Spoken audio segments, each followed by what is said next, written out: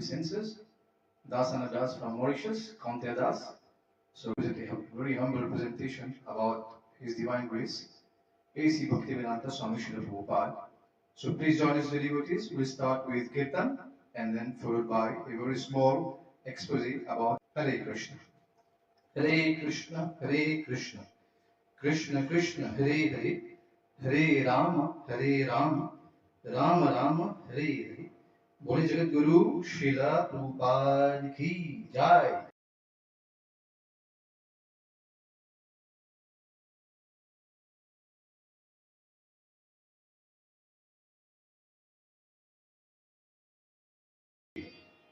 हरे कृष्ण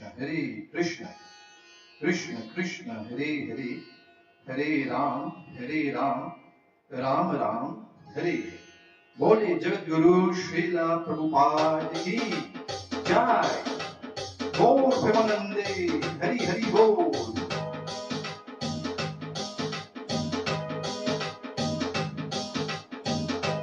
नमो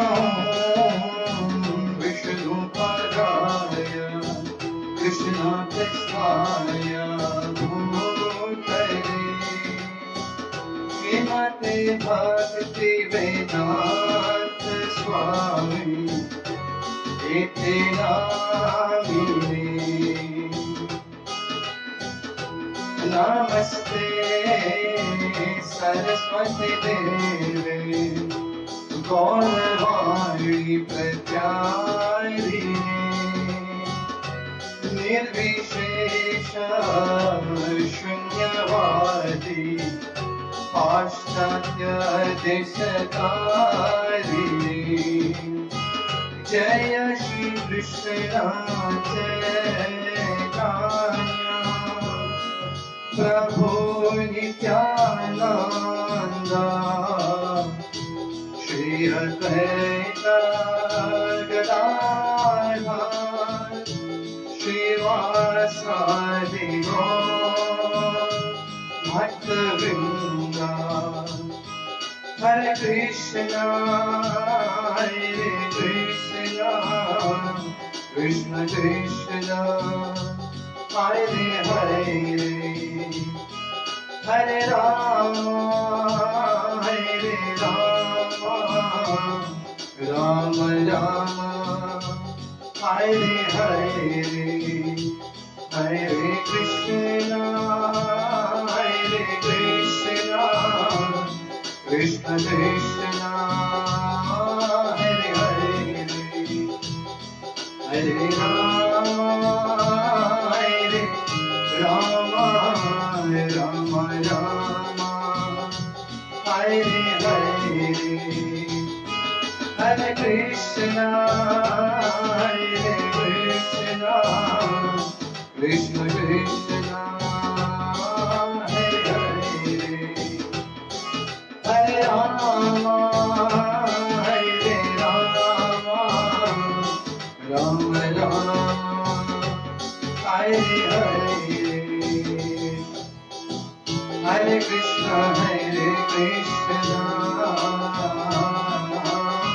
कृष्ण कृष्ण हरे हरे, हरे राम राम राम हरे हरे, हरे कृष्ण कृष्ण कृष्ण हरे हरे, हरे राम राम राम हरे हरे, हरे कृष्ण कृष्ण कृष्ण हरे हरे, हरे राम राम राम हरे हरे, हरे Krishna Krishna Krishna Hare Hare,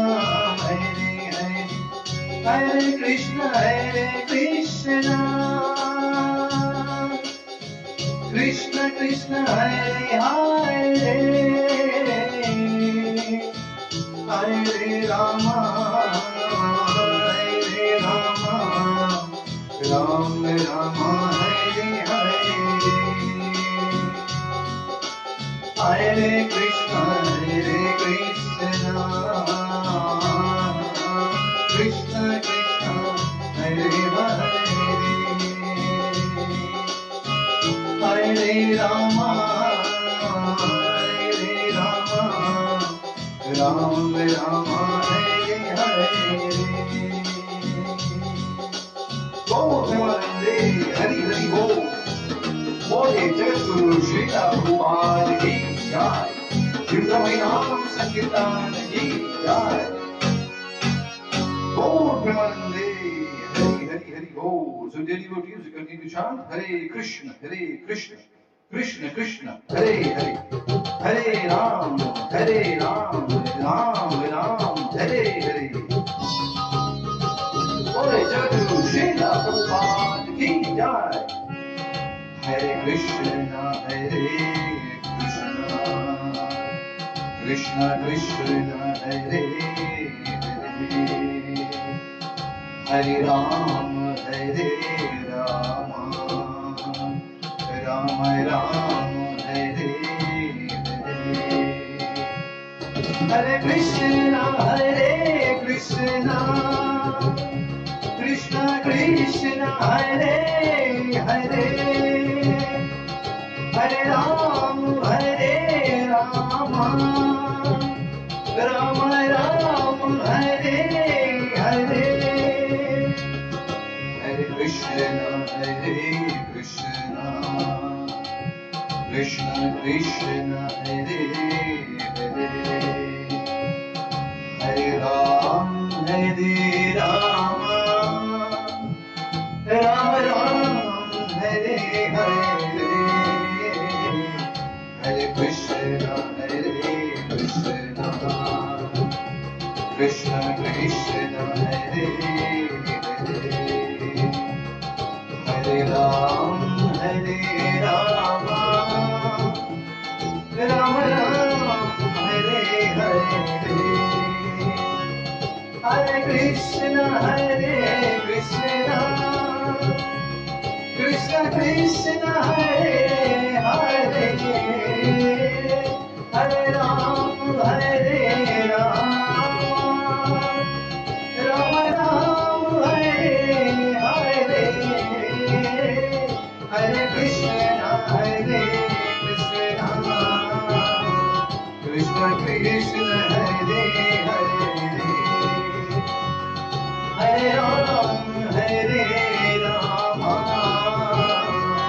Ram, Hare Hare. Hare Krishna, Krishna Krishna, Hare Hare, Hare Ram, Ram Ram, Hare Hare. Hare Krishna, Krishna Krishna, Hare Hare, Hare Ram, Ram Ram, Hare Hare. Hare Krishna, Krishna Krishna, Hare Ram, Ram Ram, Hare Hare. बोले जगत गुरु श्रीला संवाद की जय, युद्धमय नाम संकीर्तन की जय। हरे कृष्ण कृष्ण कृष्ण हरे हरे, हरे Ram Ram Ram Hare Hare. So dear devotees, we are begging you all, please keep chanting Hare Krishna and let's praise the holy name. Hare Krishna Krishna Krishna Hare Hare, Hare Ram Ram Ram Hare Hare. बोलिए जगद्गुरु श्रीला प्रभुपाद की जय, युद्धमय नाम संकीर्तन की जय, गौर प्रेमानंदे.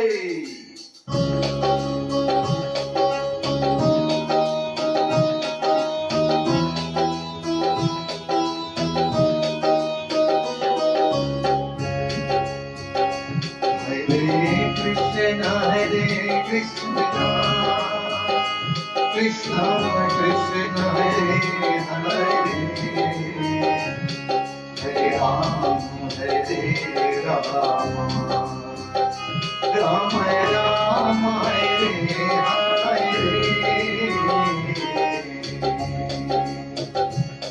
Hare Krishna Krishna Krishna Krishna Hare Hare, Hare Ram Hare Krishna Krishna Krishna Hare Hare, Hare Ram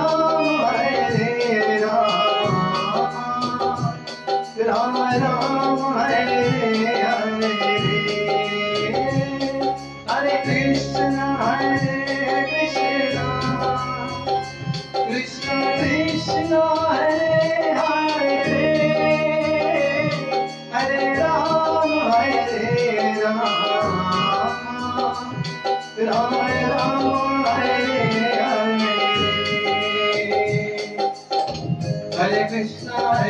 Krishna Krishna Krishna Hare Hare, Hare Ram Ram Ram Hare Hare, Hare Krishna Krishna Krishna Hare Hare, Hare Ram Ram Hare Hare, Hare Krishna Krishna Krishna Hare Hare, Hare Ram Ram Hare Hare, Hare Krishna Krishna Krishna Hare Hare, Hare Ram Hare Hare, Hare Krishna Krishna Krishna Hare Hare, Hare Ram Hare Hare, Hare Krishna Krishna Krishna Hare Hare, Hare Ram Hare Hare, Hare Krishna Krishna Krishna Krishna Hare Hare, Hare Ram Ram Ram Hare Hare. Hare Krishna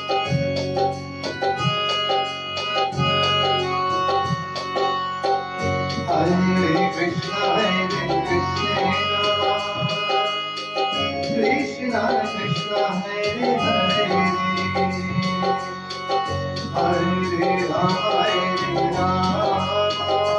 Hare, Hare Krishna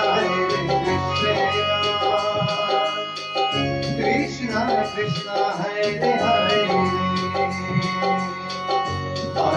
Hare Ram Ram Ram Hare Hare, Hare Krishna Krishna Krishna Hare Hare, Hare Ram Ram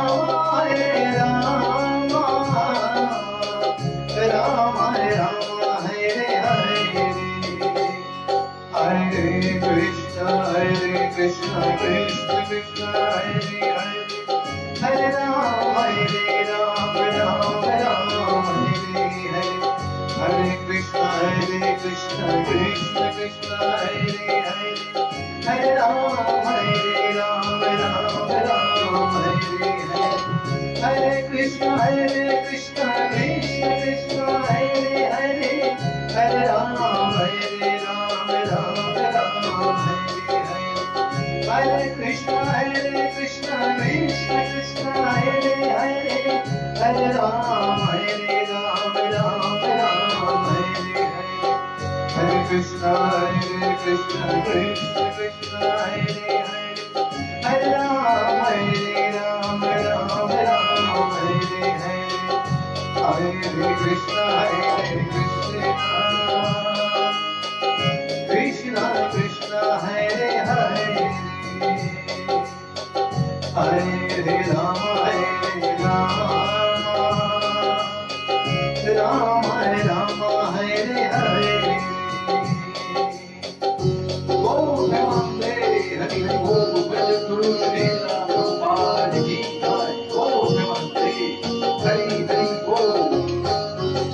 Hare Krishna Krishna Krishna Hare Hare Hare Ram Ram Ram Hare. So dear devotees, we continue to chant the Hare Krishna Maha Mantra. Please join us. Hare Krishna Krishna Krishna Hare Hare Hare Ram Ram Hare Hare.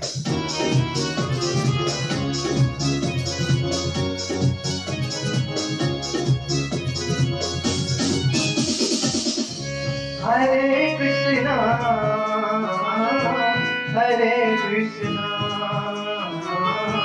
Krishna Krishna Hare Hare Hare Ram Ram Hare Hare.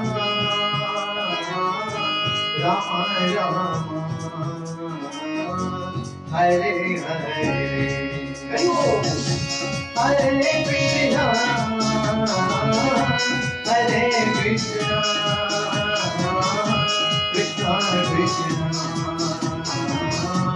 Hare Hare Hare Rama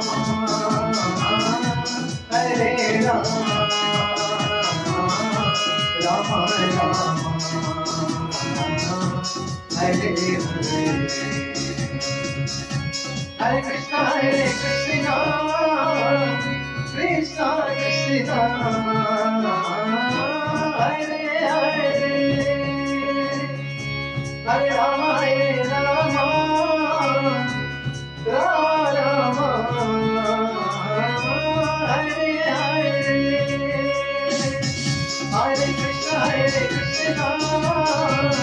Hare Hare Hare Rama Rama Hare Hare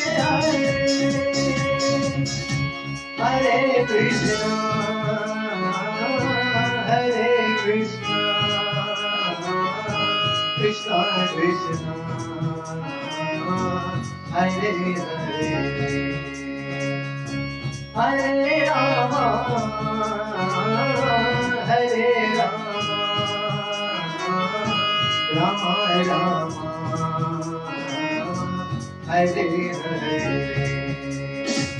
Hare Rama Rama Rama Hare Hare Hare Krishna Krishna Krishna Krishna Hare Hare Hare Rama Rama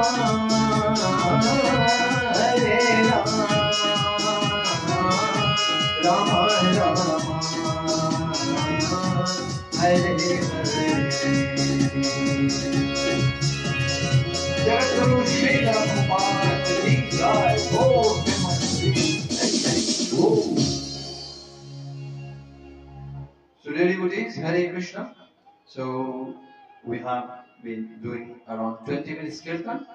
So now we'll go to our presentation. So this is a very humble presentation. Because to be able to glorify Jagadguru Srila Prabhupada is just like even Ananta Shesh Bhagavan mentioned that with his infinitely many goods, he is not able to glorify the pastimes, Nam, Guna, Rup and Leela of Bhagavan. So similarly, we are so insignificant that we cannot glorify Jagadguru Srila Prabhupada, and we are so much indebted to his divine grace. But still, this is a very humble attempt. So dear devotees, please accept this humble offering at the lotus feet of his divine grace, Jagadguru Srila Prabhupada. So we're going to talk a bit about Srila Prabhupada and how it's just going to be in a summarized form, because it's just too deep. It's an ocean that really, if we want to dive into that, then this 1 hour is kind of insufficient. But still, it's a very humble endeavor. So we just like to put it in front of you. So please join us, dear devotees. Hare Krishna, Krishna Krishna, Hare Hare, Hare Ram, Ram Ram, Hare Hare. So this presentation, we have got it from several sources, and so many quotes by Jagadguru Srila Prabhupada himself. So we'll try to understand Guru Tattva. So because Srila Prabhupada is our Jagadguru, so we have to understand his position also as the founder Acharya of the International Society for Krishna Consciousness. Many times, many people we just like, or many devotees, we're just preaching and we're just chanting the holy names, but we are not giving so much emphasis on Jagadguru Srila Prabhupada. So we have to make people Srila Prabhupada conscious also, because without the blessings of Jagadguru Srila Prabhupada, without the blessings of our Vaishnava Acharya, it's impossible to gain the mercy of Bhagavan Sri Krishna. So this humble attempt, dear devotees, we're going to present it to you. So Hare Krishna, Krishna Krishna, Hare Hare, Hare Ram, Ram Ram, Hare Hare. Jagadguru Srila Prabhupada Ki Jai. So as this year we're celebrating the 125th birth anniversary of Jagadguru Srila Prabhupada, so this is the humble attempt, dear devotees. So please give your blessings, and we go for this presentation. Bole Jagadguru Srila Prabhupada Ki Jai, Shri Shri Radha Golokananda Bhagwan Ki Jai, Go Premanande. So we try to understand the mood of Srila Prabhupada. So we start with an invocation mantra. Shri Guru Charana Padma Kevala Bhagati Sadma Bandho Moi Savadhana Mate Jahar Prasade Bhai E Bhavatoriya Jaya Krishna Prapti Hoy Jahan Hoy Te Krishna Prapti Hoy Jahan Hoy Te. The lotus feet of the spiritual master are the abode of pure devotional service. I bow down to those lotus feet with great care and attention. My dear brother, my dear mind, it is through the grace of the spiritual master that we come across this material existence and obtain Krishna. Jagadguru Srila Prabhupada Ki Jai. No matter how many times you keep glorifying Jagadguru Srila Prabhupada, it's not sufficient. So we'll start again with Srila Prabhupada Pranati. Namo Vishnu Padaya Krishna Pisthaya Bhutale Srimate Bhaktivedanta Swami Iti Namini. Very, very important, dear devotees, is the humble request. Most of the time we read or we just recite the Srila Prabhupada Pranati and we don't understand the meaning or the English translation. So it's very, very important that we understand its meaning. So we go through the translation. I offer my respectful obeisances unto His Divine Grace, A.C. Bhaktivedanta Swami Prabhupada, who is very dear to Lord Krishna, having taken shelter at His lotus feet. Namaste Saraswate Deve Gauravani Pracharine Nirvishesha Shunyavadi Paschatya Deshatarine. So here, this is just a humble request. Most of the time when we do this second mantra, so we have a tendency, it's just a humble request. I'm not here to finding faults with devotees, but just a humble request that we should be very, very, very careful. Many devotees will just say Namaste Saraswati or Saraswati Deve. It's Namaste Saraswati Deve. So just a humble request, if you could just pay attention to this mantra. Namaste Saraswati Deve Gauravani Pracharine Nirvishesha Shunyavadi Paschatya Deshatarine. Translation: Our respectful obeisances are unto you, O spiritual master, servant of Saraswati Goswami. You are kindly preaching the message of Lord Chaitanya Dev and delivering the Western countries, which is filled with impersonalism and voyeurism. So we're just going through the life of Srila Prabhupada, neglects the devotees. So let's just go through. I'm just going to put all the different dates that have got from different sources. So 1896, this is the year when Srila Prabhupada he appeared in this world. So in 1896, Abhay Day, later to be known as A.C. Bhaktivedanta Swami Prabhupada, ISKCON's founder Acharya, is born in Calcutta, India on 1st September on Nandotsav. In 1901, he performs his first Rath Yatra at the age of 5. In 1922, Abhay Day meets his future spiritual master, Srila Bhaktisiddhanta Saraswati Thakur. Then after 11 years, in 1933, initiated as Abhay Charanaravindra, he becomes a disciple of Srila Bhaktisiddhanta Saraswati Thakur. And after receiving a final instruction from his guru, just days before he leaves this world, Abhay Charanaravindra is asked to preach Krishna consciousness to the English-speaking world. Then in 1944, Srila Prabhupada starts the Back to Godhead magazine. When we see so many magazines we have nowadays and so many nectars in there. So, in 1944, A.C. Bhaktivedanta Swami Srila Prabhupada starts Back to Godhead magazine, later ISKCON's flagship magazine. In 1954, Guru Srila Prabhupada retires from family life, adopting Vanprastha retired order of life. Then in 1959, becoming A.C. Bhaktivedanta Swami, he accepts the renounced order of life. He accepts sannyas. Then from 1960 to 1965, Jagadguru Srila Prabhupada publishes his first books, Easy Journey to Other Planets, and 3 volumes of India's classic, the Bhagavad Puran or Srimad Bhagavatam in English. So these are the books, the cover of the books, and the first copies of Srimad Bhagavatam that Jagadguru Srila Prabhupada first published.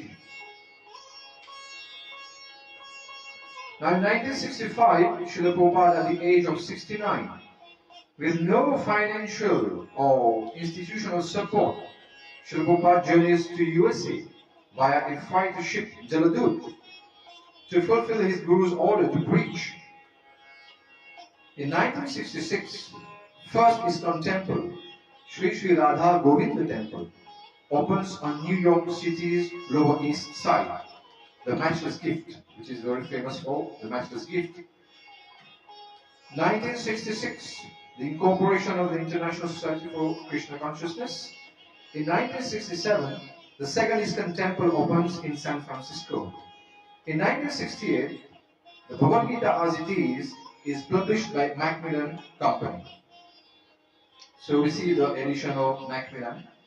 And in 1968, the famous singer from Beatles, George Harrison, meets ISKCON devotees and exclaims, "Hare Krishna, where have you been? I have been waiting to meet you." A year later, with Harrison's help, Hare Krishna mantra record goes to top of the pops in the UK and Europe. And thanks to George Harrison, we also have the beautiful Govindam Adi Purusham Tam Aham Bhajami track that we play every day in the temple. So we have referred to our Jagat Guru Srila Prabhupada and George Harrison.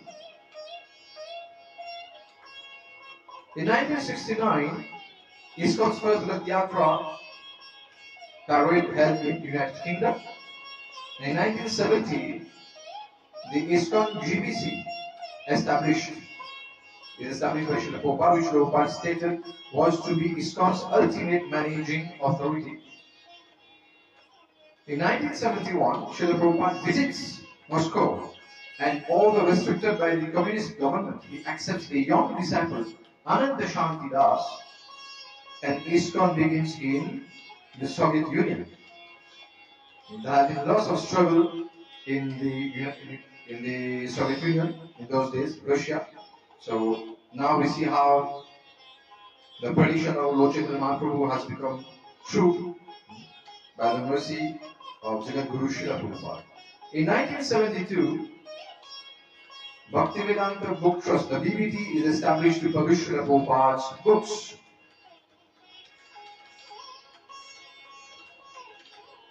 Now we see there are so many beautiful programs of Food for Life. So in 1974, ISKCON's Food for Life Vegetarian Food Relief Program is inaugurated. And then in 1975, Srila Prabhupada completes the translation and publishes 17 volumes of Chaitanya Charitamrita, study of the teachings of Lord Sri Chaitanya Mahaprabhu. And we see also the Mulak Cart, the first Padyatra. So in 1976, ISKCON's first Padyatra, walking pilgrimage, is conducted in India. And we know that our beloved spiritual master, His Holiness Loknath Swami Maharaj, has been instrumental in this very beautiful service to Srila Prabhupada. In 1977, after circling the globe 14 times and with just 11 years passed since he left India, Srila Prabhupada leaves us to enter the eternal pastimes of the Lordship Shri Radha Shyam Sundar on November 14th in the Holy Dham of Vrindavan, India. Jagat Guru Srila Prabhupada Ki Jai. So dear devotees, now we have a very humble presentation about Guru Tattva. So just like to present this for the pleasure of Jagat Guru Srila Prabhupada, we have to understand the position of our spiritual master. So in this case, the first, we have to understand that the Guru is a manifestation or representative of Lord Shri Krishna. So the evidence is there from scriptures. So we're going to read from the quote from the Chaitanya Charitamrita, Adi Lila, chapter 1, text 44. Evidence from scriptures. Yadyapi amar guru Chaitanya dasa tathapi jani ami tahar prakasha. Yadyapi amar guru Chaitanya das tathapi jani ami tahar prakash. So this is the way that when we glorify or when we sing the verses from Shri Chaitanya Charitamrita, Yadyapi amar guru Chaitanya das tathapi janiye ami tahara prakash. Translation. Although I know that my spiritual master is a servant of Shri Chaitanya, I know him also as a plenary manifestation of the Lord. So now today we're going to see how the different deities are connected to this Guru Tattva. So in the purport, Srila Prabhupada writes, every living entity is essentially a servant of the Supreme Personality of Godhead, and the spiritual master is also his servant. So still the spiritual master is a direct manifestation of the Lord.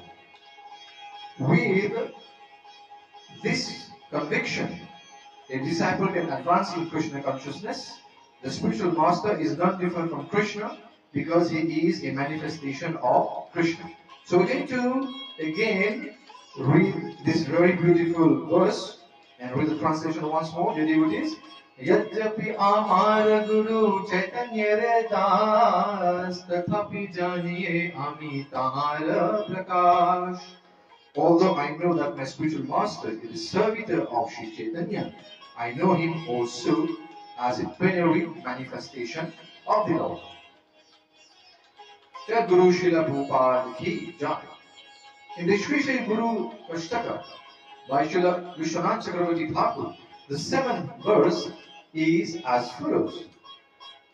Sakshadharitvena samasta shastre uktastatha bhavyata eva sattaphi kintu prabhuryaha priya eva tasya vande guru shri charanarvindam. This is what we sing every day in the morning during the time of Mangalarti. This is what we sing mostly in Mauritius, but in other countries. Along with Shri Shri Guru Ashtaka, there is also Vibhava Vishesha, like in Vrindavan. The translation: the spiritual master is to be honored as much as the Supreme Lord because he is the most confidential servitor of the Lord. This is acknowledged in all revealed scriptures and followed by all authorities. Therefore, I offer my respectful obeisances unto the lotus feet of such a spiritual master who is a bona fide representative of Sri Hari Krishna. So now, dear devotees, we go to the next slide. I'm just trying to adjust the screen a bit for those who are following. Maybe you're not getting full access. I think now it's better. Again, Guru as a manifestation or representative of Lord Shri Krishna. Another evidence that we have from Sri Chaitanya Charitamrita, Adi Leela, first chapter, text 45. Guru Krishna Rupaya Shastrena Pramane Guru Rupe Krishna Kripa Karena Bhattagani. Translation: according to the deliberate opinion of all revealed scriptures, the spiritual master is none different from Krishna. Lord Krishna, in the form of the spiritual master, delivers his devotees. Hari Hari Bo. Now we are going to see some brief difference between Guru and Krishna. So in our organization, in ISKCON, we worship both Guru and Krishna. Okay, so it's very, very important to understand this Guru Tattva, dear devotees. So we continue. In the Srimad Bhagavatam, in the 7th canto, 15th chapter, and the verse 27, Srila Prabhupada explains in his purport, the spiritual master is called Sevak Bhagavan, the servitor personality of Godhead. And Krishna is called Savior Bhagavan, the supreme personality of Godhead who is to be worshipped. The spiritual master is the worshipper God, whereas the supreme personality of Godhead, Krishna, is the worshipable God. This is the difference between the spiritual master and the supreme personality of Godhead. And the same applies even to Lord Balaram. Lord Balaram is Adi Guru, and he also is Sevak Bhagavan, always serving Bhagavan Shri Krishna in the mood of his servant. So, dear devotees, we go to the next. Now, why is it absolutely necessary to accept the bona fide spiritual master? So many times we have seen how Srila Prabhupada has laid emphasis on that. So, this is a very famous verse from Bhagavad Gita, chapter 4, text 34. So, Lord Krishna instructs Arjuna as follows: Tadvidhi pranipaten paripashnena sevaya upadikshanti te jnanam jnaninas tattva darshinah. In the translation, just try to learn the truth by approaching him, a spiritual master. Inquire from him submissively and render service unto him. The self-realized soul can impart knowledge unto you because he has seen the truth. So this is how much emphasis has been given by the Lord Himself. So the instruction was given by Bhagavan Shri Krishna Himself.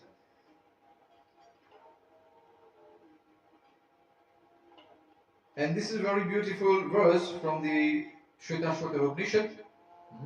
Yasya deve para bhaktir yatha deve tatha guru tasya te kathitha yatha prakashante mahatmanah.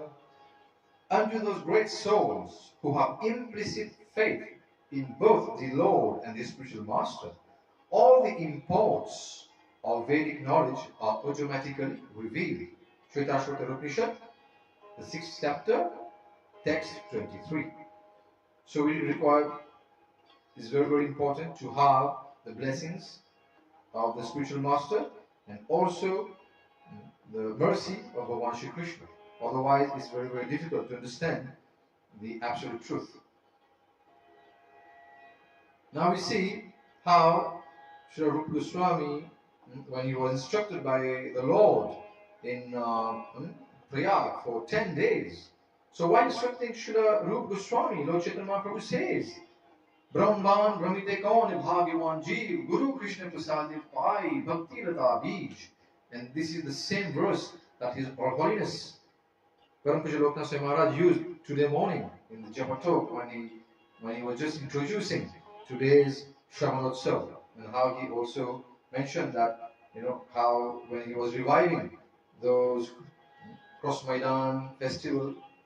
So all these very nice memories given by His Holiness, and we see how this verse is can be applied to any living entity who has got this mercy.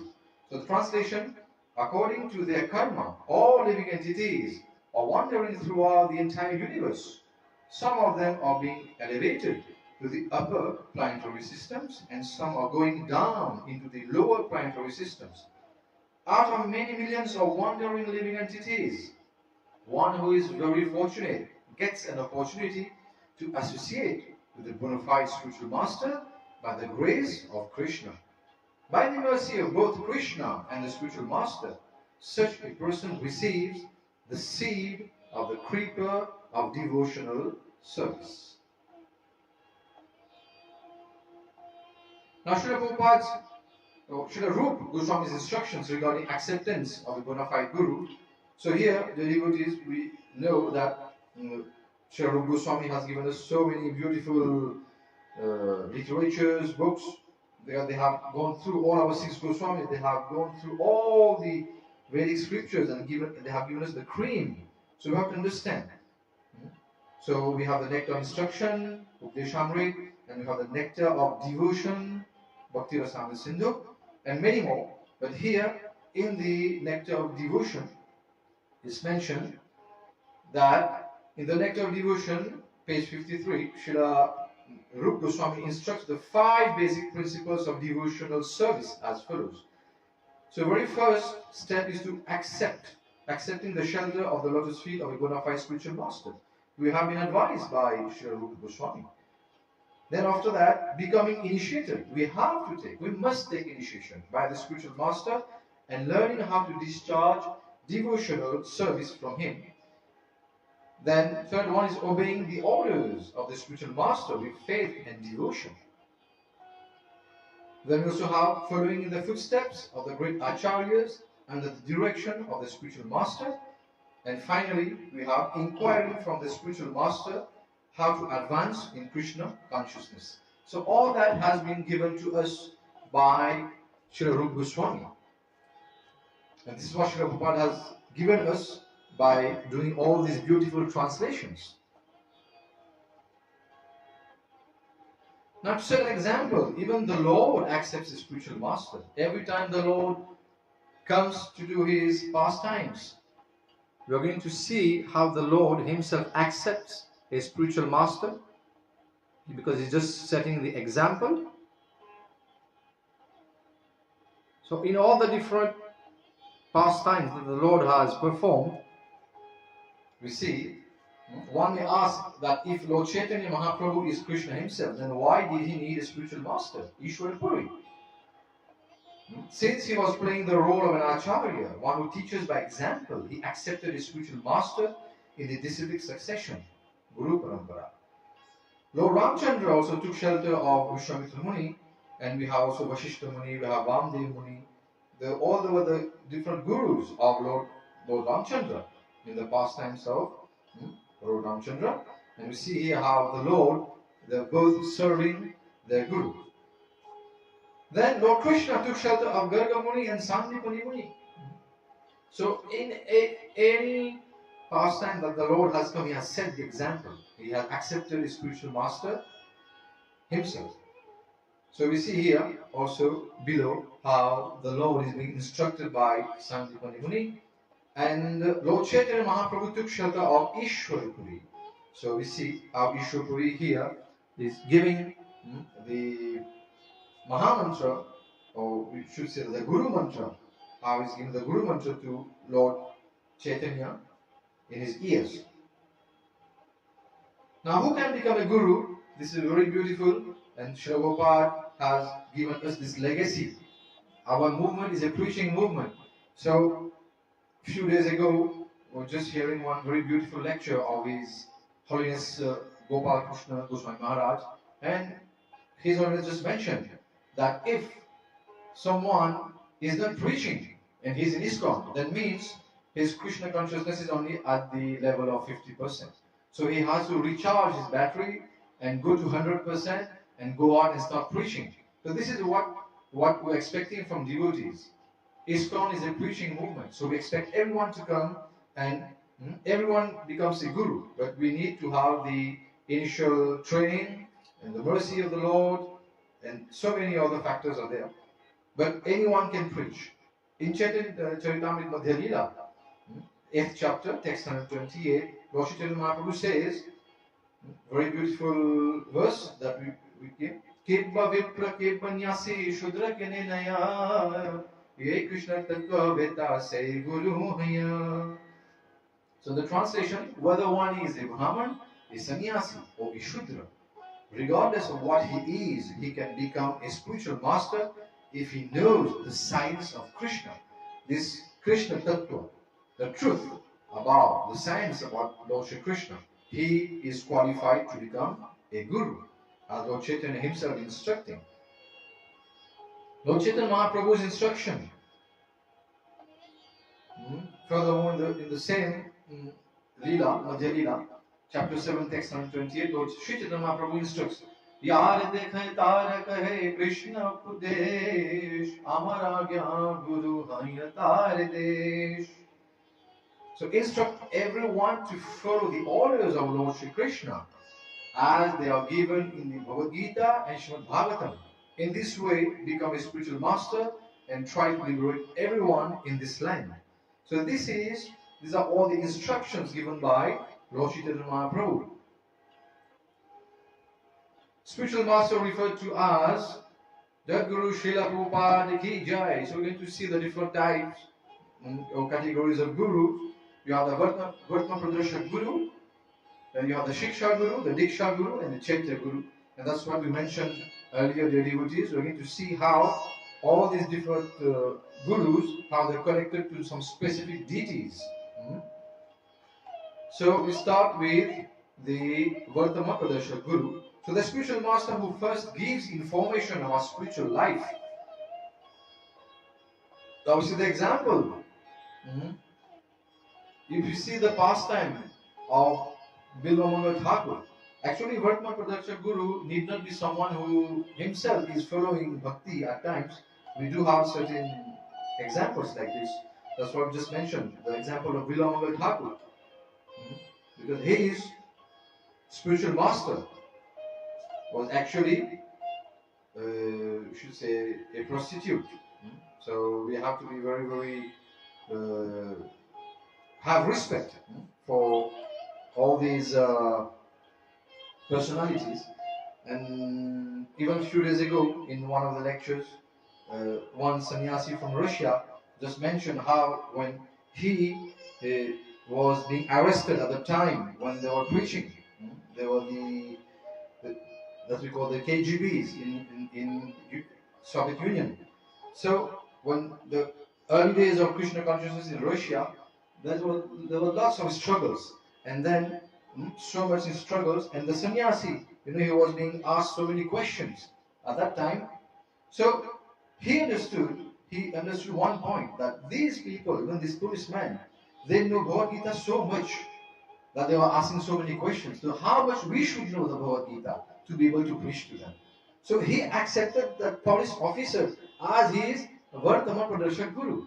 So this is an example of the first category of Guru. But when we go ahead, we are going to go to the second category of the Shiksha Guru. The spiritual master who gives instructions for elevation in Krishna consciousness is called the Shiksha Guru. We can have so many Shiksha Gurus. One may have several Shiksha Gurus. Now Shiksha Guru, the Shiksha Guru is a personal representative of Srila Govinda Dev Vigraha. We have three very important Vigraha. We have the Sambandhadi Dev Vigraha. We have the Abhidev Vigraha. And we have also the Prayojan Adidev Vigraha. So here the Shiksha Guru is a personal representative of Srila Govinda Dev Vigraha. This is explained in the Chaitanya Charitamrita, Adi Lila, chapter 1, text 47. Next we have the Diksha Guru, the spiritual master who initiates us and connects us to the Guru Parampara. The spiritual master who initiates according to the regulation of Shastra is called the Diksha Guru. Once actual connection with Krishna is established at the time of initiation by the Diksha Guru, so we should have only one Diksha Guru. Thus the Diksha Guru connects the disciple to the disciplic succession, Guru Parampara. A devotee must have only one Diksha Guru because in the scriptures acceptance of more than one is always forbidden, as mentioned in the Chaitanya Charitamrita, Adi Gita, first chapter, text 35. So the Diksha Guru is a personal representative of Srila Madan Mohan Vigraha, also mentioned. We have a very beautiful darshan of the Madan Mohan Vigraha here. Hare Krishna, Krishna Krishna, Hare Hare, Hare Ram, Ram Ram, Hare Hare. And Chaitya Guru, we have the Lord, Bhagavan Shri Krishna himself.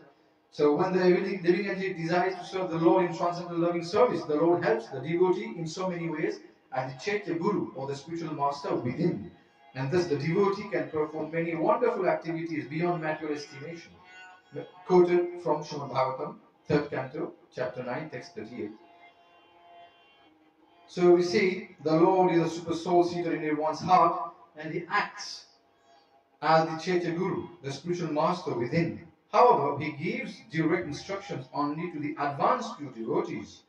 In the beginning, when a devotee is serious and sincere, the Lord gives him direction from within to approach a bona fide spiritual master. This also is from the purport of Srimad Bhagavatam, all given by His Divine Grace, Guru Srila Prabhupada Ki Jai.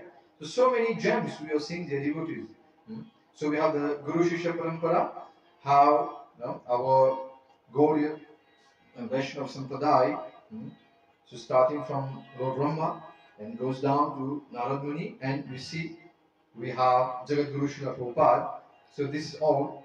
So the Guru Parampara is here. By disciplic succession is meant a line of spiritual teacher that has transmitted the transcendental knowledge until present day in an unaltered form starting from Lord Shri Krishna. So spiritual master must be in authorized disciplic succession to be bona fide.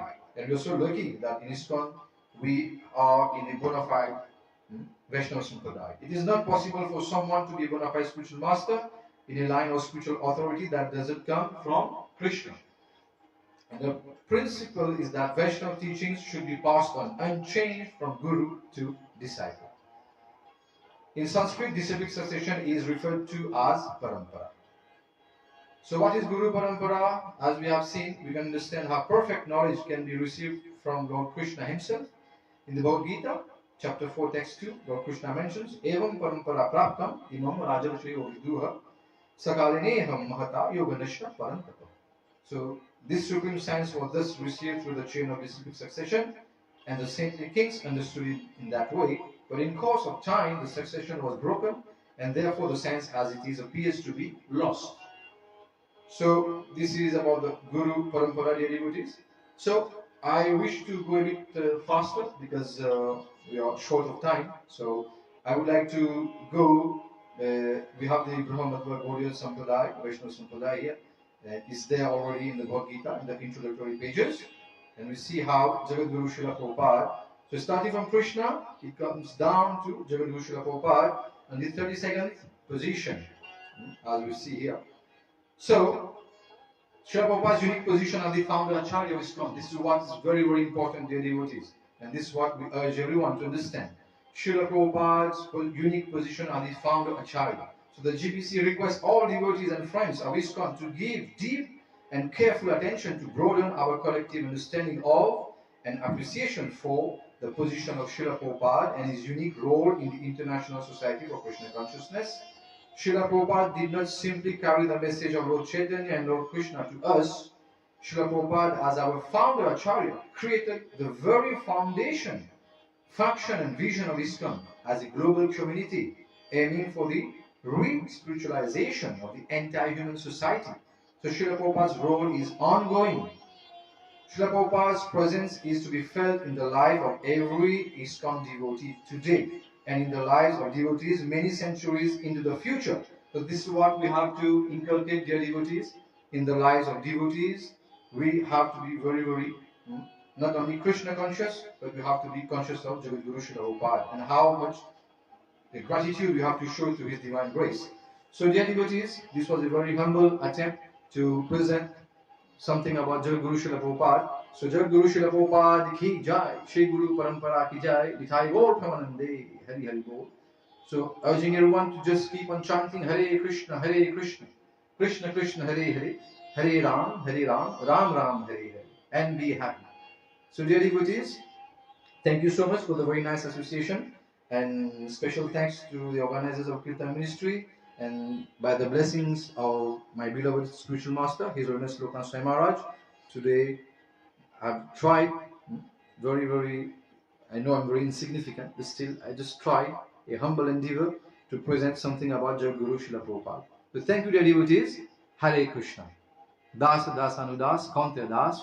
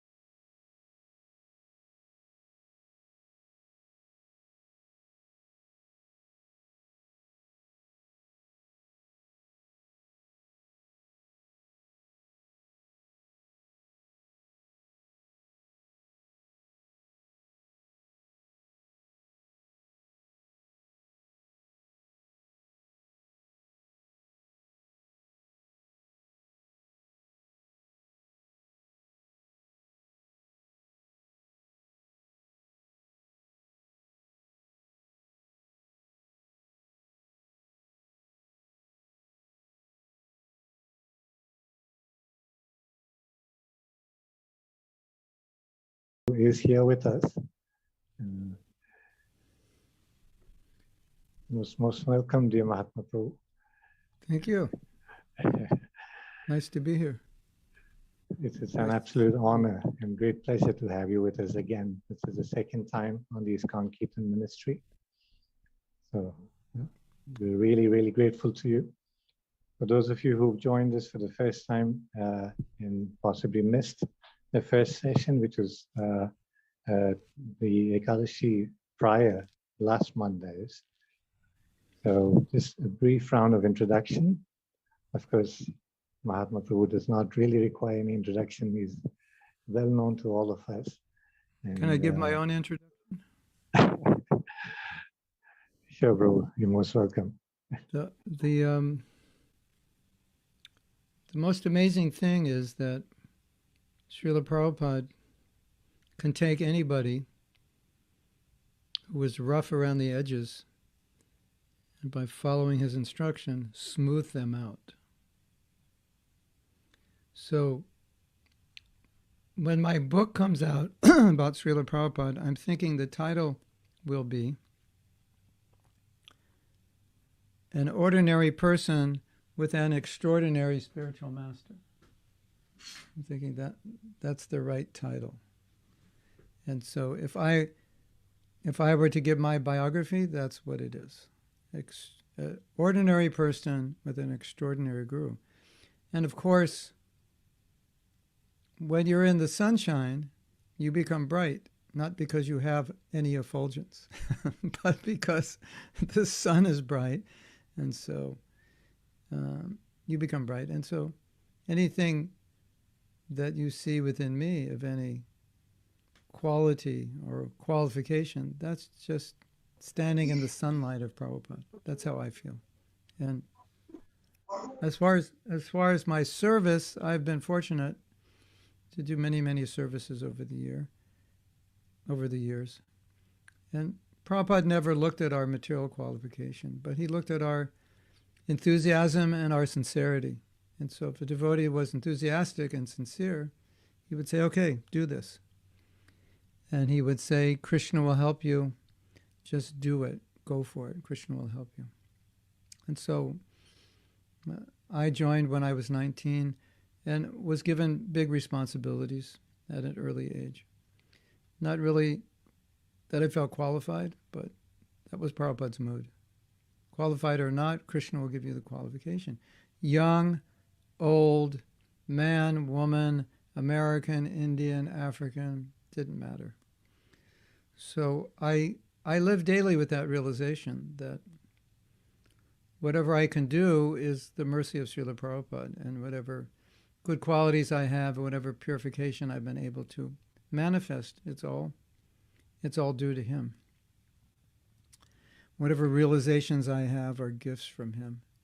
But I honestly feel, without trying to appear falsely humble, I just honestly feel that way, that I don't feel qualified.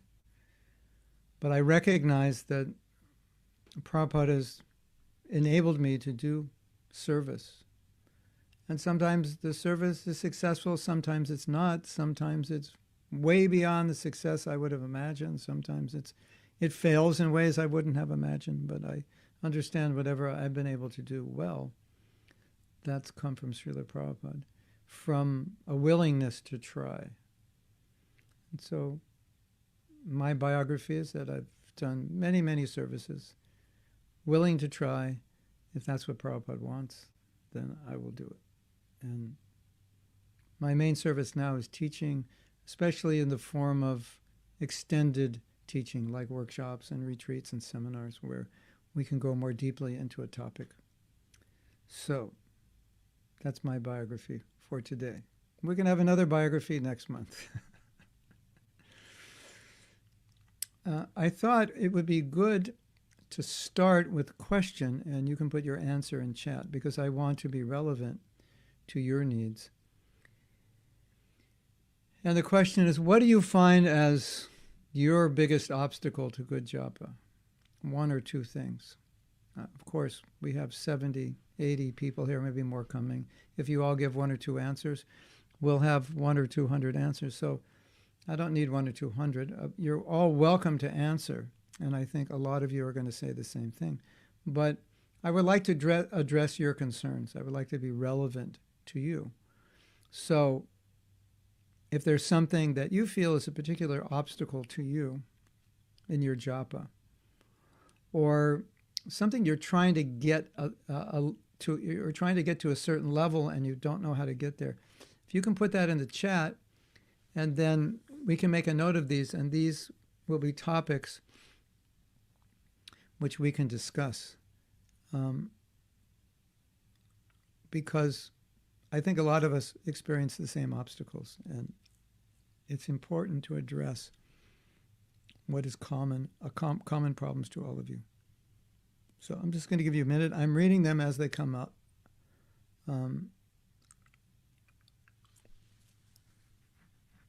You can all read them. And Govinda Charan, once we get this list, Yes. can you copy this list? And then we'll save it. So the ones we don't Sure. cover today, we will cover. Sure, Prabhu. We'll do that. We'll cover in the future. This is going to be very important for all of us, because japa is extremely important, and we shouldn't. And it's unfortunate if we allow any of these obstacles to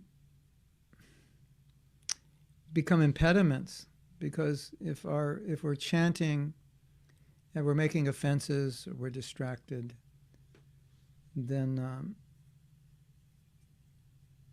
it's like we're taking a medicine, but we're not taking it according to prescription, and it's not working as it's intended.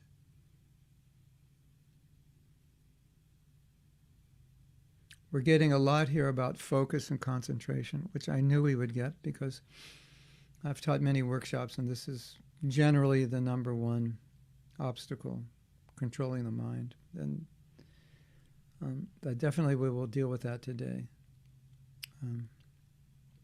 Inability to control the right mood is very, very important to address. So you can keep putting service before japa. You're gonna see that as we address these, that although there's a lot of different obstacles, there's some common thread in how we approach japa that becomes the problem creator, that these problems are manifestations or ramifications of certain ways of thinking. So you can keep, if you have any more, feel free to put them in the chat. I wanna deal with the controlling the mind, the focus, and this last one. We have concentration, the right mood while we're chanting, putting japa before service, get a headache from repetition. They're all very similar, and I'll explain why. Fix the mind. I still feel that to do things from grihastha life are disturbing. Yeah, okay.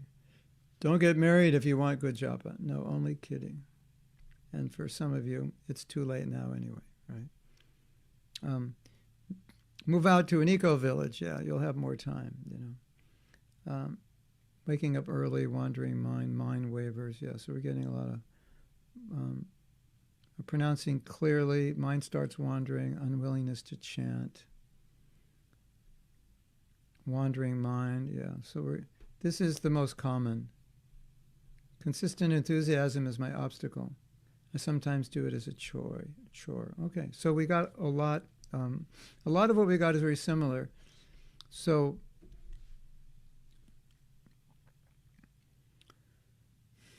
I'll explain my own personal realizations, which I've gained from chanting, but also realizations which I've gained from studying what Srila Prabhupada has said about chanting, what our acharyas have said, especially Bhaktivinoda Thakur, Srila Bhaktisiddhanta, and also many of the God brothers who are teaching about japa, who've written books about japa, how they have processed it in their realization. When when we do something, the mood in which we are in affects what we're doing. Those of you who are teachers know that sometimes you're very excited to teach a topic. And sometimes you're so excited, you just have this sense that it's going to be a good class. Even if you're not like so well prepared, you have this sense it's going to be a good class. I'm very enthusiastic. I feel very inspired right now. And so I just can feel that this is really going to be a good class. Any of you are teachers? You ever have that experience? Or maybe it's even cooking, you're just like you're in the mood and you feel, whatever it is, or singing, or you're going to perform a dance and you're not in the mood and you're tired and you're like, this is not going to be good. Or you're in the mood and you feel this is going to be a great performance. So the mood we're in has a dramatic effect on our performance, doesn't it? I'm trying. My screen is only half size. Anyway, that's okay. My chat is up. Anyway, okay. So,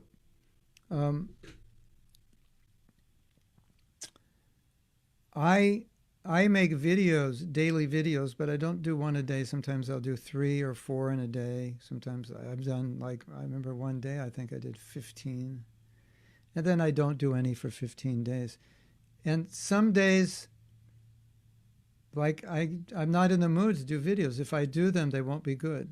My mind is somewhere else. I'm doing something which is not putting me in the mood to speak. Maybe it's I'm studying or I'm writing or I'm dealing with some managerial issue. And then to just jump into speaking, especially speaking to a camera. It's a certain mood to speak to a camera. It definitely is, because you don't see people. So you have to have an idea what you want to say, be very inspired by it, and very much in the mood of communicating. And then when I do that, I can do videos, just one after another, and they're all very succinct and very articulate. It's very, very clear. And other days, I turn on the camera and stare at it, or speak something that would on another day be exciting to speak about, but on this day probably it would come out kind of boring. So I think we all understand mood, how mood works. You have to be in the mood. And sometimes someone says to you, would you like to do this? And you say, not today, I'm not in the mood. Have you ever said that? I'm not in the mood. Prabhu, would you like to do this? I need help with this service. I'm not really in the mood. Today I plan to read more. And today I plan to go out and Sankirtan. I'm not, I'm just in the mood to go out and meet people. I've been sitting in my room for, 3 months, locked down. So mood is important. So now, what is the mood in which we enter japa? I don't know if we talked about this last time, but any of us who do deity worship, when we do deity worship, there's a mood, and the mood starts when you get ready, right? Bathing, tilak, clean clothes. You go to the temple. Then you go into the deity room. There's a mood. As soon as you get into the deity back, whatever you call it, deity kitchen backup area, there's a mood. You're like, okay, I'm the deity. You're walking to the temple. Don't touch anyone who's dirty. You're very, very careful. There's a mood. And then when you walk on the altar, it's like it even becomes more gambhira, right? Isn't it? Like very sober. You just walked on the altar. Because now I'm dealing with Krishna. I'm going to touch Krishna. There's a definite mood there. Everyone who's done deity worship knows there's a shift. And if you're not in that mood, you have to get in that mood, because you have to be in the right mood to approach Krishna. There's no question, right? We've all of us who've done deity worship have experienced that. Here's the problem, that even though Krishna is, in his name, is the deity in sound, right? He's Nama Rupa. It's a Murti. You could call it Nama Murti, Nam Avatar, Nama Rupa, Prema Rupa. the form of love in this age is Krishna's name. So it's a deity. The problem is when we begin chanting, as you know, it's for many of us, it's a much different experience than it is walking onto the altar. When you pick up your beads and you touch them, it should be just like you've walked through the door to go on the altar. That's how you should feel. How many of us feel that way when we pick up our beads? Hare Krishna. You know, like something sacred is about to happen. I'm connecting with the holy name. This is Krishna. I must give my full concentration and attention. That's what's required first. Primarily, if we're going to solve all the problems that you presented, this has to be the foundation. And all the problems that you presented will persist when you just chant. You just get your beads and you just chant. You know, sometimes we say, I ask devotees, are you just chanting or are you actually chanting? Because there's a difference, right? Isn't there a difference between just chanting and actually chanting? There's definitely a difference. What to speak of just chatting? Chat and be happy. No, that's even gets worse, right? If we don't enter the proper mood, then all these offenses become almost guaranteed in a sense. The distraction, the inattention, the apathy. This is all the offense of inattention, which comes under inattention. Distraction, apathy.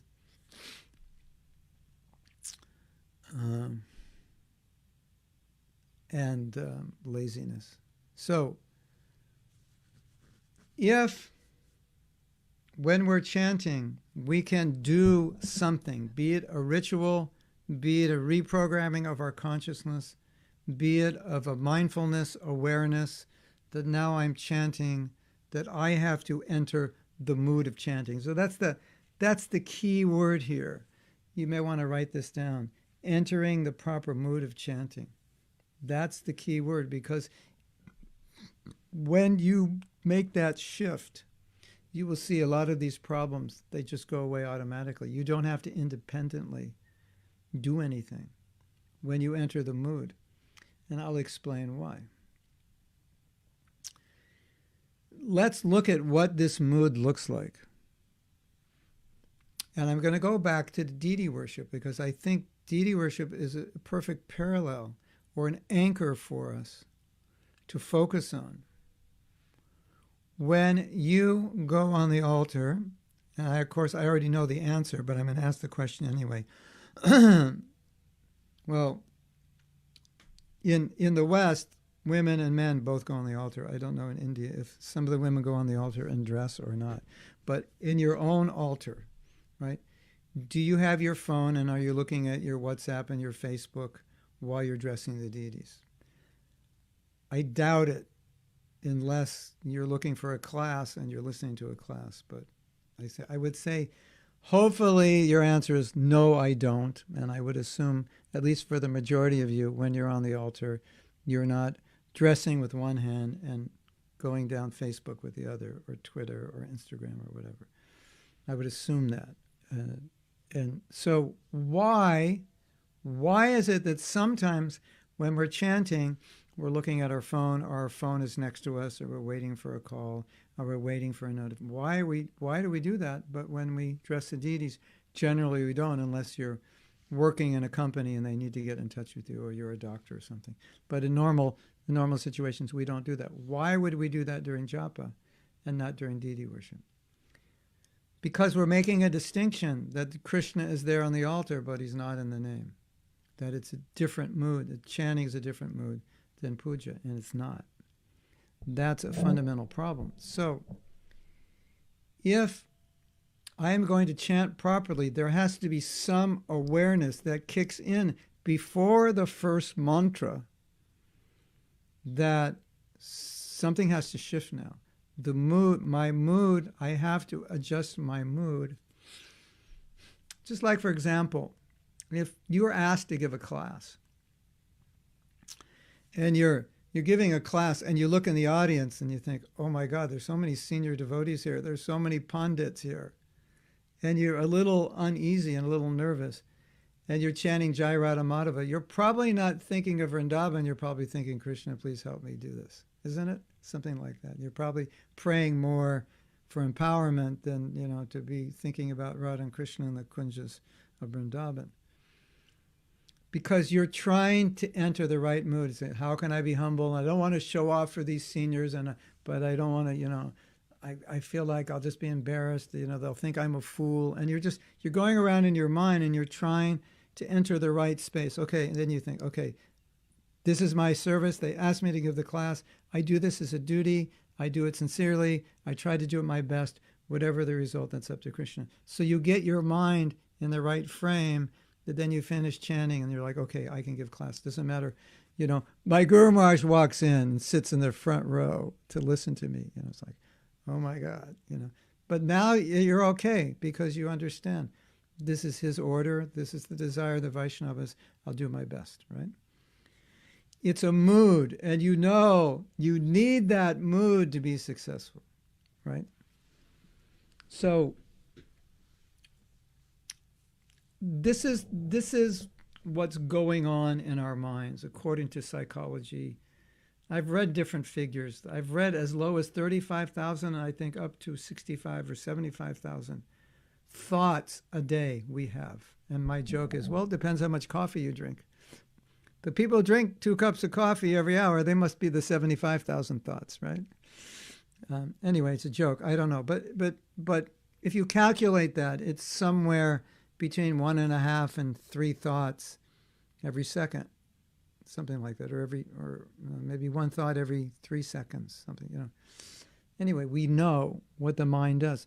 And in order to function in this world, we're not generally in a very meditative state. We're more in a passionate state. How are we going to get this done? Because we all have things to do, right? I'm sure, well, for you it's night, but for me it's day. So as soon as I finish this talk, I have a whole day's worth of things to do to try to get them done, right? And then I've got to go out and do things, and I've come back at 3 o'clock. I have another class on a difficult topic, a controversial topic. So, think, okay, what am I going to talk about, right? How am I going to get everything done today? How long is it going to take? Will I have time for this or that? And this topic, I'm thinking, this is because if I say the wrong thing, I could offend somebody. This is normal, right? How our minds are functioning in the mode of getting things done, right? That's just how life is. How many things do you have to do in a day? Do you wish you had more than 24 hours? How about, let's say 36? 36 would be better, right? Of course, as my daughter says, well, if I had 36, I'd just be just as busy. I just would do more stuff. Yeah, that's another issue. 36 isn't going to make it easier. You'll just fill the time up with more things. So, and especially as devotees who are trying to spread Krishna consciousness, we want to fill our day up as far as possible with activities which are in service. If I have extra time, I can do more service. So our minds are normally functioning in a more passionate way because you have to function that way to get things done. If you don't, if everyone is just sattvic, we'll just sit there. What are you doing today, Prabhu? Puja, a little Śravana and japa. Anything else? Maybe I'll eat later, and that's it. Satya Yuga, right? Nothing gets done. If there's no rajas, nothing gets done. If it's pure sattva, right? All the farmers decided to meditate. Who's growing the food? Well, in Satya Yuga, it probably grows itself. But now, who's going to grow the food, right? Who's going to, heal people when they're sick? Doctor, I'm dying. Sorry, I'm meditating. No, it doesn't work that way, It's passion that gets things done, so it's natural, right? So the mind is active. It's very active. So what's the problem? The problem is that doesn't work for japa, because unless you're in a sattvic state, you can't chant properly. Have you ever chanted a round and realized you were thinking of something the whole round and it took you the whole round to realize? that I wasn't listening at all. I was like, I got to do this, and how am I going to do it? And you figured it out by the end of the round, and you're like, and then you think, I didn't hear one mantra. Was I even chanting? I don't even know. I couldn't testify in court that I was even chanting. I was not aware of it. Isn't it? Something like that. That's the normal state. So the problem is that the normal state of consciousness doesn't work for us when we're chanting because it's a different mood, right? Let me give you another example. I don't know if men, you know this, but this is a good lesson just as in marriage, or even women if you're working. When you come home from work, you have to be in a different mood than you were at the office, because if you're in the office mode when you come home, it doesn't work because nobody cares that much about what went on in the office. You know, they just want to interact with you as father and husband and talk about whatever they want to talk about. So when you come home from work, if you're in like business mode, you know, this happened and that happened, and yeah, we're going to do this, and we're going to take over this company, and I'm going to stay up late and work on this. You know, your wife eventually will say, could you just leave that at the door? So when you come in, you could just be my husband and not the big corporate executive, and you can be the father to the children. That's what the wife wants. So every man who's been married long enough, or who's maybe not married long enough, but who's smart or sensitive, realizes that when he comes home, he has to be in the role of father and husband, not in the role of executive or programmer or accountant or doctor or whatever it is. So it's exactly the same with japa. We have all these roles and identities, but then when we chant, we have to drop those. Because if we don't, this problem with I can't control my mind, why is that a problem? Because you're allowing your mind to stay in the same mode that it uses to conquer the world. So now you're in conquer the world mode and you're chanting japa. What's your mind going to do? It's going to continue to conquer the world. You know, conquer the world in a broad perspective. Even going shopping is part of what you do in your conquering the world. It's just anything you do to maintain your life, expand your service, expand your career. I'll call that conquering mode. That's the mode the mind is normally in, right? That's just how it is. And then you sit down to chant japa, and if we had mind scanners on all of you right now, and thought bubbles over your head when you're chanting japa, what would we be seeing? You said, Prabhu, don't do that. I hope you don't have that technology. Don't show that. I don't want people to see. What would we be seeing? Well, hopefully nothing bad, but we just be seeing, okay, you know, we'd be seeing, if you don't enter the mood of japa, we would be seeing what you normally think about. I have to do this. I have to do that. What about this? How are we going to do this? Would it be better to do this way? Should I talk to him? Or should I do this? Or should I do that? Or that's just normal, right? I mean, nothing wrong with that.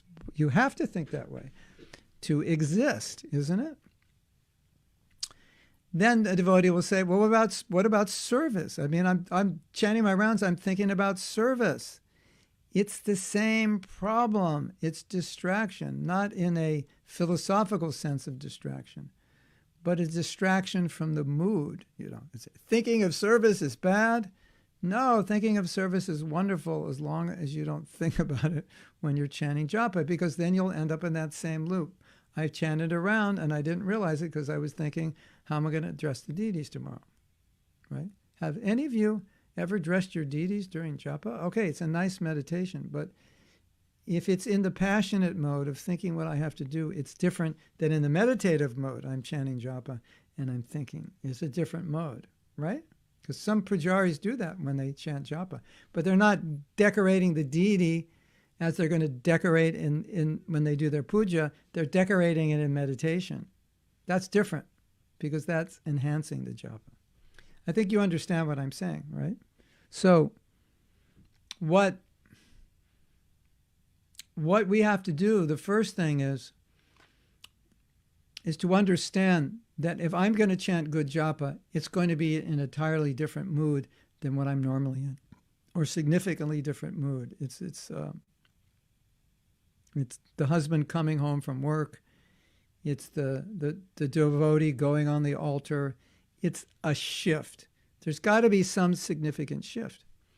And you might say, well, what if I'm doing it in the morning?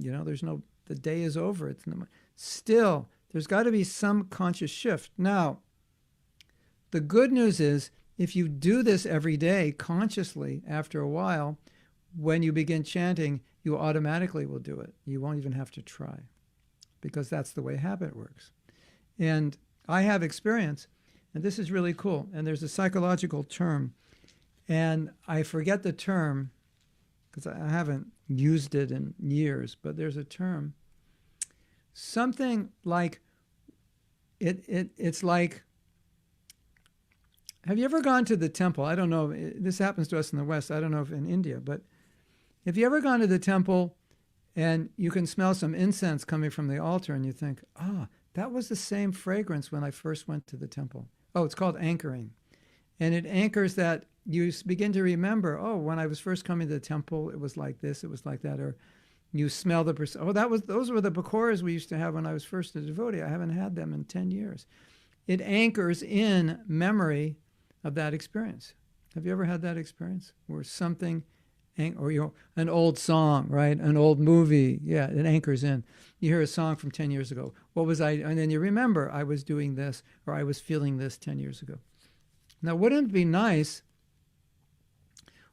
nice if we practice entering the right mood, and we did it every day, month after month, to the point when you touch your beads, when you first begin to chant, as soon as you touch them, it anchors that mood. Immediately, like there's a shift just by touching. Wouldn't that be nice? Well, guess what? It will happen when you practice it. You will automatically at some point default to that consciousness, just like you default when you go on the altar, or you may default when you go to work. Now you're entering work mode. You will default to japa consciousness. And so what is that consciousness? The consciousness is, now I'm chanting japa, which means everything else is off. Everything else is off limits. It's out of touch. It's not part of my life. The only thing that is part of my life now is my meditation on the holy name, my prayer, whatever that prayer is, to the holy name. That's on the table. Everything else is off the table. Like you're negotiating. Okay, what's on the table? Okay, I'll give you this much if you do A, B, and C, and they negotiate. Well, I can't do A, B, and C. I'll do A and B, and I will take this much. So you're negotiating. What's on the table? What's on the table is my connection with the holy name, my relationship with Krishna, the mood of prayer, as we discussed in the last class, the connection with the meaning. That all of that is what happens when you enter the proper mood of japa. And because japa is a prayer, we are entering that mood of prayer. It's a very different consciousness. Prayer is a very different consciousness from your ordinary consciousness, isn't it? Prayer is the mood that we enter into as Americans when we get in the taxi and from the airport in India, when we watch how they drive like madmen. We enter that mood of prayer even in the taxi. You don't enter the mood of prayer because you're not worried. We enter the mood of prayer because we don't drive that way in America. So prayer is a different mood. Hare Krishna. You ever see Western devotees? If you want to see a Western devotee praying during japa, just put them in a taxi. Yeah. Hare Krishna, Hare Krishna. Yeah, they pray a lot. Yeah.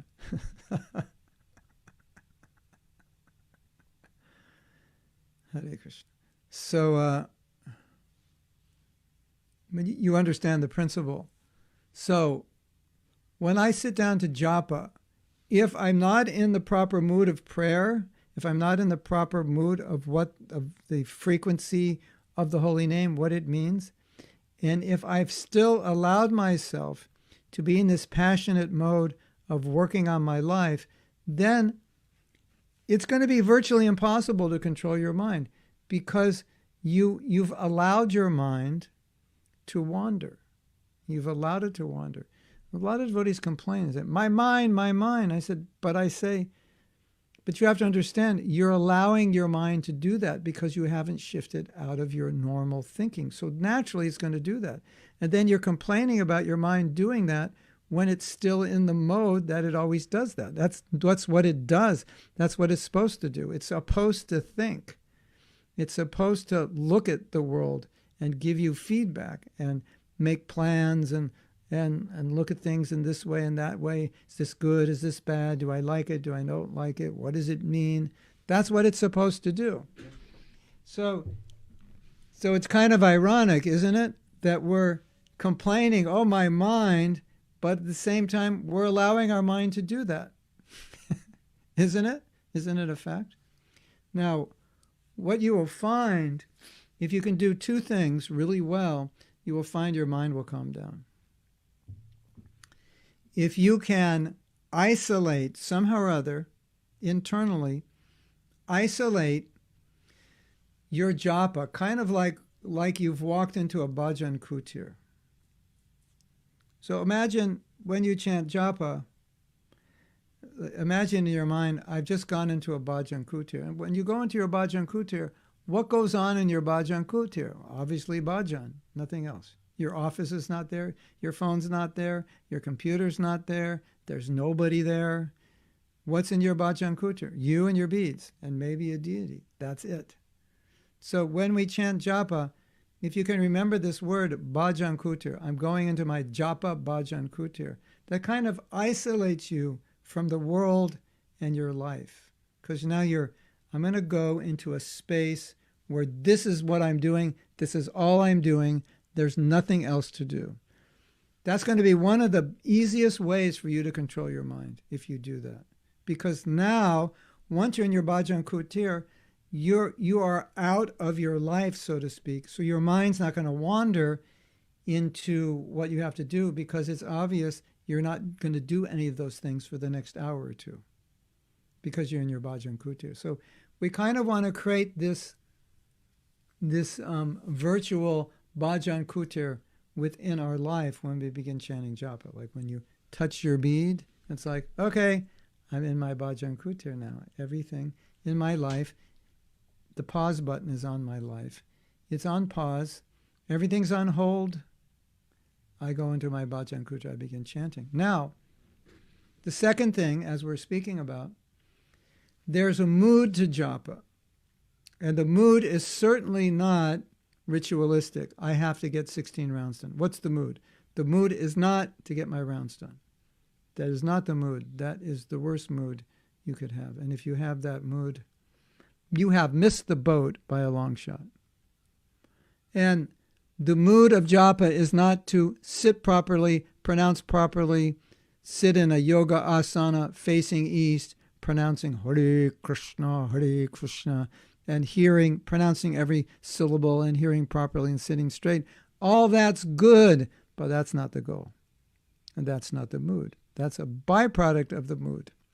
I guarantee you, if you get the mood, you'll sit straight and pronounce it properly. You won't have to do it independently, right? It's like I tell a devotee, you should speak nice things to your wife. Right? He goes, oh, that's hard. I'm a nasty person. That's not what to tell him. Say, you should appreciate your wife. You should see all the good in her. Then he'll automatically speak nice things, isn't it? But if you tell him to speak nice things without seeing nice things, it's artificial. So we enter into the mood, which is the goal, the mood, the frequency, the vibration is Krishna. I want you and I've left you. That's the mood. I want you and I left you, and my heart is full of dirt. Please cleanse it. Please clean it. Please bring me closer to you. Please make me qualified to be your devotee. Please purify me. That's the mood. That's what we're praying for. That's it, right? Now, I have a question for you. Let's say you could do those two things. You could enter your bhajan kutir, and then you could enter the mood of deep prayer, of deep asking, begging Krishna. wouldn't you agree that it would be, if you're in that space, it would be kind of awkward to be thinking about what you have to do in the office today? That would kind of be an unlikely thing to think about, wouldn't it? All right, Govinda Charan, if you were a young man and you found the girl you wanted to marry, and you were preparing to take her out and so on and so forth, and you're about to ask her, you probably wouldn't be thinking about that report you have due at the office tomorrow. I doubt it, right? You would be thinking, I love her so much. She's so beautiful, so this and that. I just want to spend my life with her.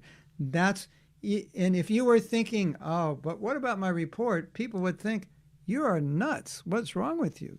You know, it's two different moods, and they don't mix. They're like impossible to go together. I give some classes on appreciation, and one of the things we find is that when you appreciate, you stop criticizing because they're opposite poles. And when you criticize, you stop appreciating. They don't merge together. They're like oil and water. You have one mood or the other. Both moods don't coincide. They're very opposite emotions. So when you're in the emotion of, okay, my world is turned off, I'm praying Krishna, I want to be a pure devotee, or please empower me, bring me closer to you, help me in the ways that you feel you personally need help. You're in that mood, you're in your bhajan kutir. How awkward would it be to think about, oh, I have to go shopping, we're out of milk. It's an unlikely thought, right? Okay. Do we agree with that? Anybody, raise your hand if you disagree. And then I'll knock you off Zoom if you disagree. No, only kidding. So now, Haridas Thakur raised his hand. Okay, knock him off. So now, if you're in the mood of, I have so many things to do, I can't finish them all, and I have to get my rounds done, and you're on what I'm doing called beat the clock japa, you're chanting as fast as you can. What do you think is going to enter your mind? All the things you have to do, right? Of course, because now you're in a mood which would support your mind wandering, because you're no longer in the mood of a japa chanter. You're just in your normal mood, and you're just doing it ritualistically.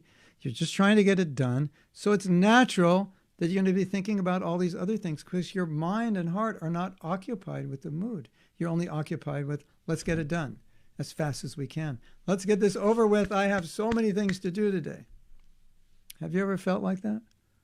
Let's get this japa out of the way. Oh, I finished my rounds, got that out of the way. What a crazy thing to say, isn't it? Got my rounds out of the way, now I can get down to business. No. So, does this make sense to you? Can you see the difference in the moods? How if you enter the right mood, then your mind thinking about all these things that you're saying, wandering mind, loss of enthusiasm, unwillingness to chant. Can you see how that would kind of not, it wouldn't fit in that mood? It's just like a different mood. It's kind of like wearing a tuxedo to go farming. They're different moods, right? It's just like, you know, if you put on really, really nice clothes, it changes your mood, doesn't it? Just putting on the clothes, it's like, okay, I've got this beautiful Armani suit. I have to go somewhere and let's go to a 5-star hotel and just walk around. You know, we look important. You know, it's just, it's a different mood, isn't it? So that's that realization only took me like 40 years to come to, through bad experiences with chanting, of not being in the right mood and being more ritualistic about it, and so then when I started entering that mood, then I found, okay, this is easy. Why make it hard on yourself? Another realization I had, and I'll open it up for questions. We don't have that much time, but when I started doing this, I had another realization that you could desperately try to control your mind, and it's not that we shouldn't try to control our mind, but sometimes you could spend all the energy on your japa trying to control your mind. Have you ever done that before? And by the time you finish 16 rounds, you have to go to sleep, you know, call in sick, I can't go to work. I'm exhausted. That was so hard.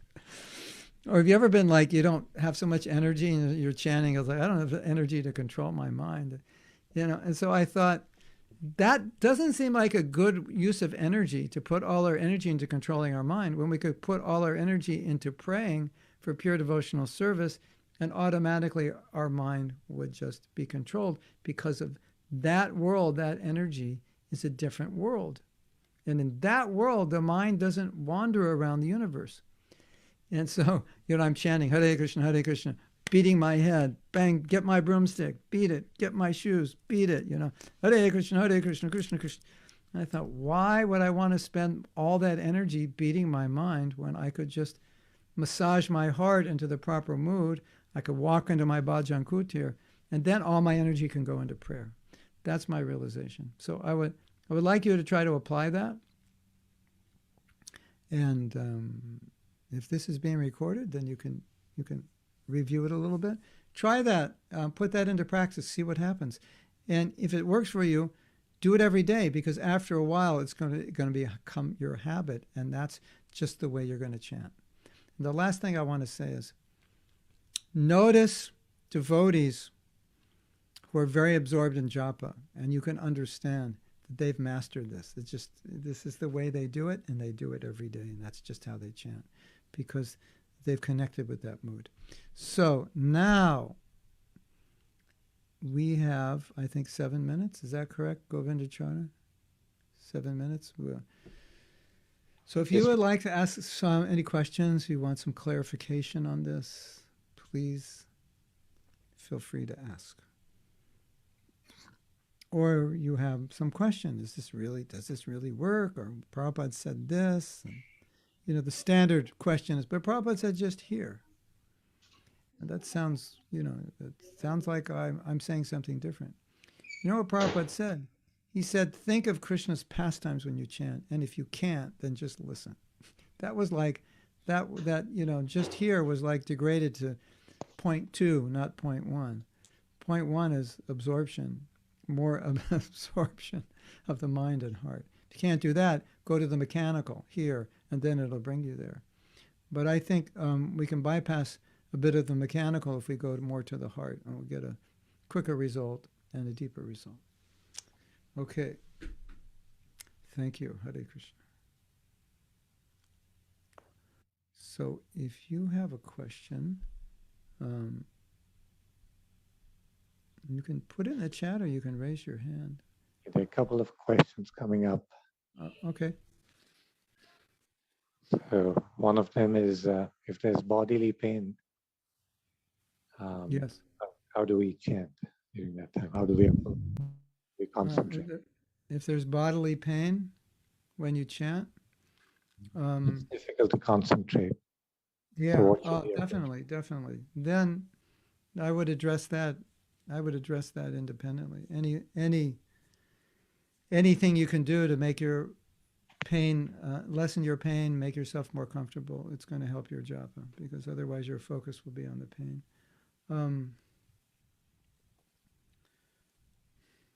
Okay, there's another sometimes, one. of course, sometimes the pain makes a person more dependent on Krishna because they're in pain. But that would be my first line of defense, to alleviate it as much as possible, so it's not a distraction.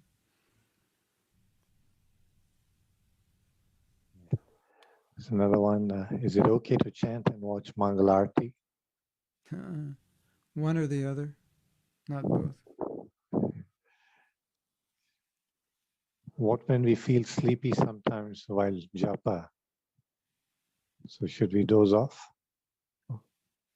Or doze off? What when we feel sleepy sometime while japa, or doze off? Don't chant when you're sleepy, so you have to figure out how not to be sleepy.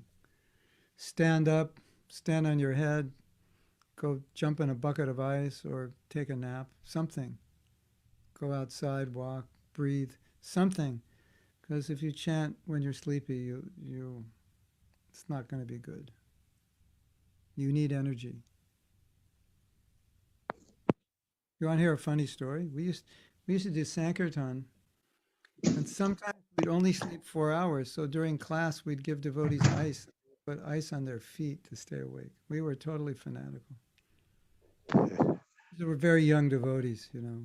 We said, okay, here's your ice to keep you awake during class. So.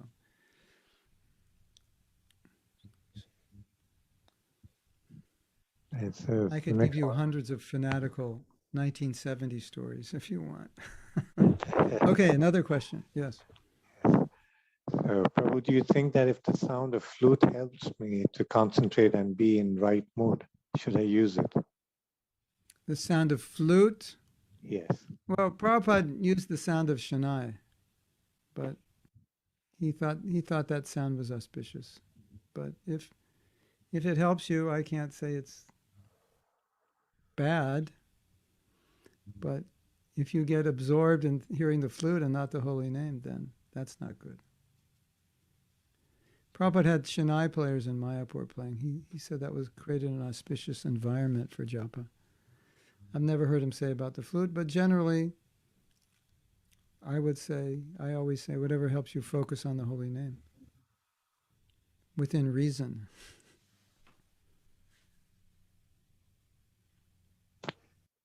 Yes. Then we have, can you please give me some list of prayers we can do while chanting?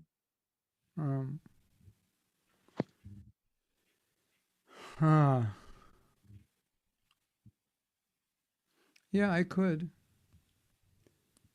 Why don't you, let me see. Hold on. Here, I'm going to put some meditations right here. Just a few to start with. I'll put them in the chat. These are meanings of the holy name you can meditate on while you're chanting, one or more.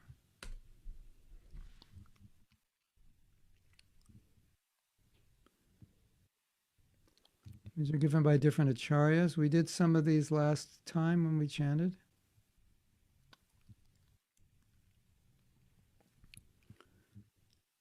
Manjulali is saying, is it okay to do Manasi Purikrama of Radha Damodar if it helps you? But the thing is to be absorbed in the chanting.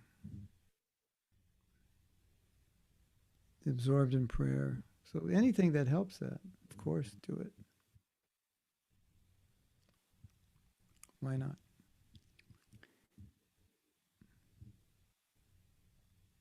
But just like I said, we have to be careful.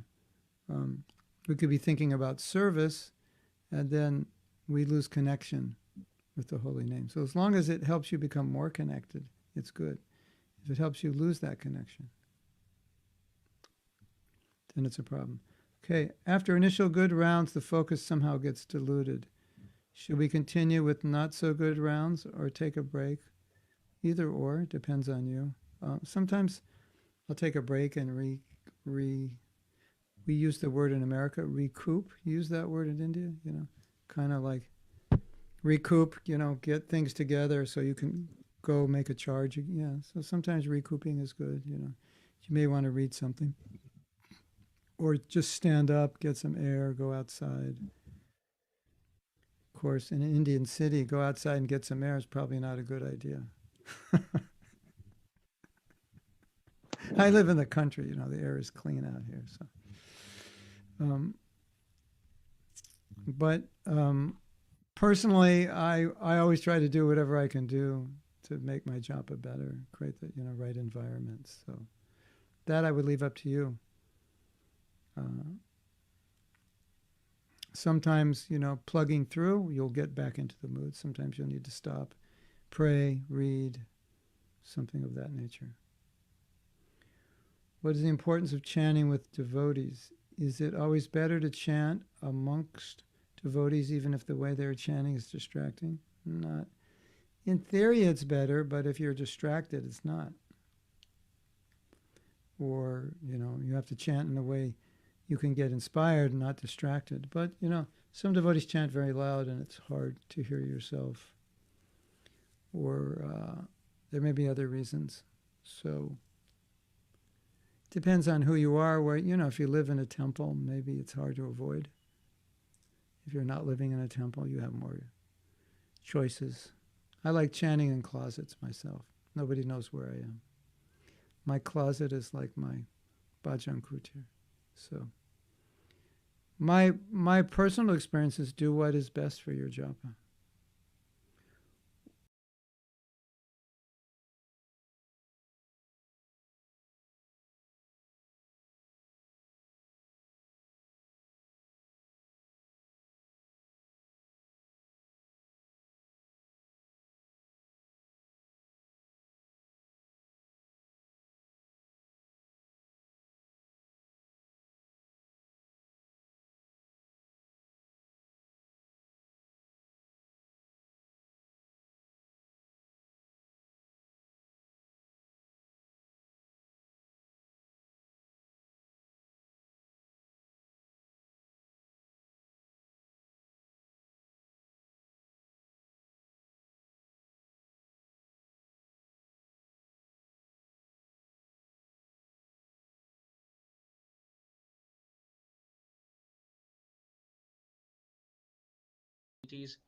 teaching Vaishnav culture, teaching etiquette, teaching so many beautiful, wonderful aspects of devotional life.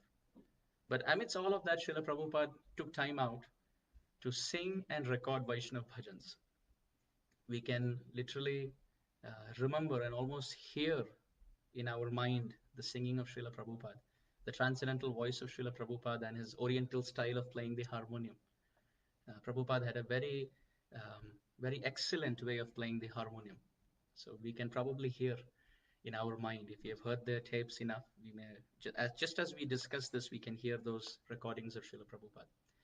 Also, Srila Prabhupada would take time out to write purports to these songs, like the Gaurangera Dutipada Jardhana Sampada. You can see Prabhupada has given so many paragraph after paragraph of explanation of each of these stanzas in the song, so that we sing these songs not just as a musical offering, but we go deeper in its meaning. We read the lines, we understand the meaning, we internalize it, and we sing it with all of our hearts. Also, I'm reminded of a very beautiful example that I heard from my Guru Maharaj in one of his classes. He was explaining the importance of reciting shlokas, verses, and Vaishnav songs in our culture of devotional practice. Srila Guru Maharaj explained that with a very beautiful example. I really like the example. He said that imagine if there's someone who's starting to work in a wax factory. In a wax factory, he starts to work on day one, and his hands are filled with some coating of wax. But when he comes home, he can wash his hands, wash his palms with soap and water, and the wax coating leaves his hand, leaves his palm. The next day again, he goes to work. Again, he works with wax. Again, his palms are filled with a coating of wax. He comes home, rubs with soap and water, and then the wax coating is off. But just by doing this day after day after day after day after day, the day when he retires, 20, 30 years later after starting work, the day he retires, he comes home, he washes his hand with soap and water. But guess what? The wax coating still remains, because it's been 20, 30 years of every single day touching that wax and working with it. So similarly, Srila Guru Maharaj was explaining, we reciting Sanskrit prayers, we singing the Bengali, the Sanskrit songs of the Vaishnava Acharyas, and the beautiful, wonderful, poetic compositions in the form of verses of our Acharyas. That's like working in a wax factory.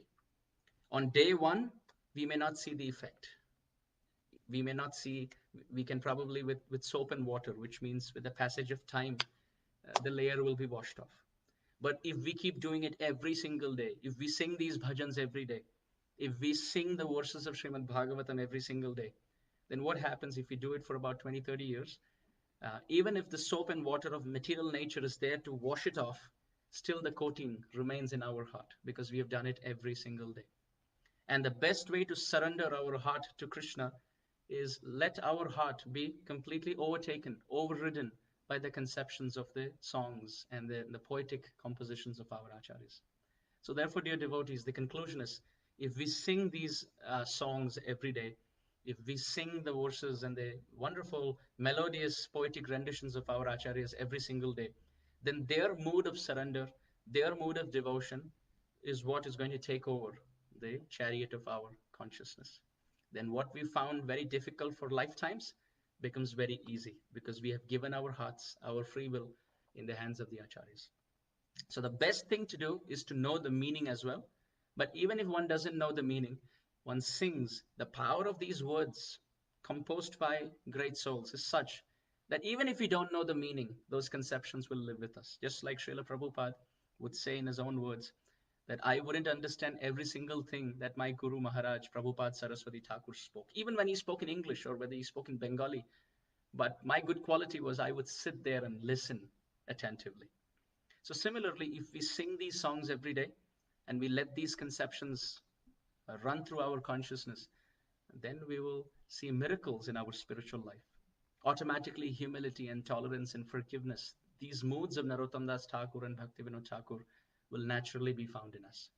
So the best thing would be to sing with the meaning, so that we understand what we are singing, we can put our heart in and then sing. But even if that's not possible, due to some reason, we can still sing and participate in this kirtan. So today we will start off with singing a bhajan for Sri Guru. So I request everyone, as we are naming different bhajans, you can kindly pull up those specific songs so that we can all sing together. This is the very famous song, Gurudev Kripa Bindu Diya Koro EKΑΔAŞΗ Trinapekha Atihina. This is from Sharanagati by Bhaktivinoda Thakur Mahashay. The essence of this song is, O spiritual master, O Gurudev, O revered spiritual master, O savior of my life, please shower some mercy on me and let me become humble. Give me the power to tolerate opposition. Give me the inner strength so that, like you, I can become selfless and without any material desires. I can see everyone equally. And when I chant the holy name without offenses, let me cry for Krishna. Let all the good qualities which are expected in a Vaishnava appear in me, and may all my offenses be washed off. I am completely destitute, completely fallen and helpless. If I look at my own qualification, I have no good qualities. But when I think of how much good you have done to me in my life, I can maintain my life because I am bursting out in gratitude and affection for you. So that's the first song for today. We sing that, offering this to our Gurudev and Srila Prabhupada. Let us sing this. Gurudev Kripa Bindu Diya Koro EKΑΔAŞΗ Trinapekha Atihina. Gurudev Kripa Bindu Diya Koro EKAΔAŞΗ Trinapekha Atihina. সকল সাহানে বলা দিয়া কর নিজ মানে স্পৃহহীন। সকল সাহানে বলা দিয়া কর নিজ মানে স্পৃহহীন। গুরুদেব কৃপা বিন্দু দিয়া করো EKΑΔAŞΗ Trinapekha Atihina. Gurudev Kripa Bindu Diya Koro EKAΔAŞΗ Trinapekha Atihina. সকলে সম্মান করিতে শকতি দেহনাথ যথা যথা। সকলে সম্মান করিতে শকতি দেহনাথ যথা যথা। তবে তো গাইব হরিনাম সুখে, তবে তো গাইব হরিনাম সুখে তবে তো গাইব, হরিনাম সুখে অপরাধ হবে হত, অপরাধ হবে হত। গুরুদেব কৃপা বিন্দু দিয়া করো এই দাসে তৃণাপেক্ষাতিহীনা। গুরুদেব কৃপা বিন্দু দিয়া করো এই দাসে তৃণাপেক্ষাতিহীনা।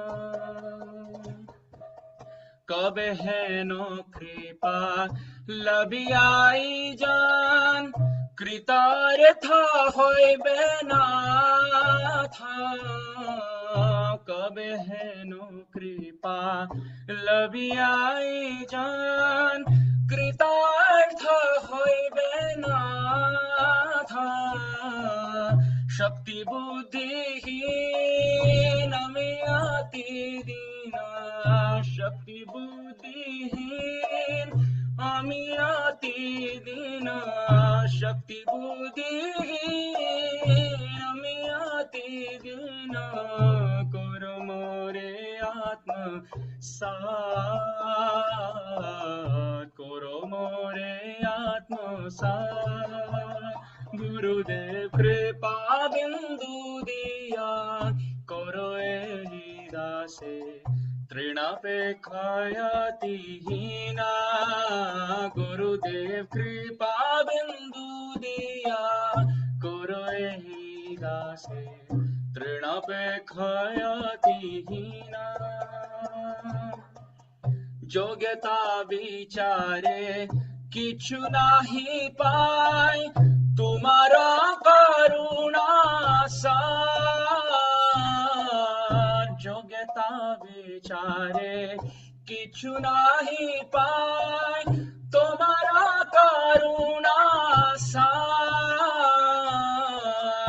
করুণা না হইলে কান্দিয়া কান্দিয়া, করুণা না হইলে কান্দিয়া কান্দিয়া, করুণা না হইলে কান্দিয়া কান্দিয়া।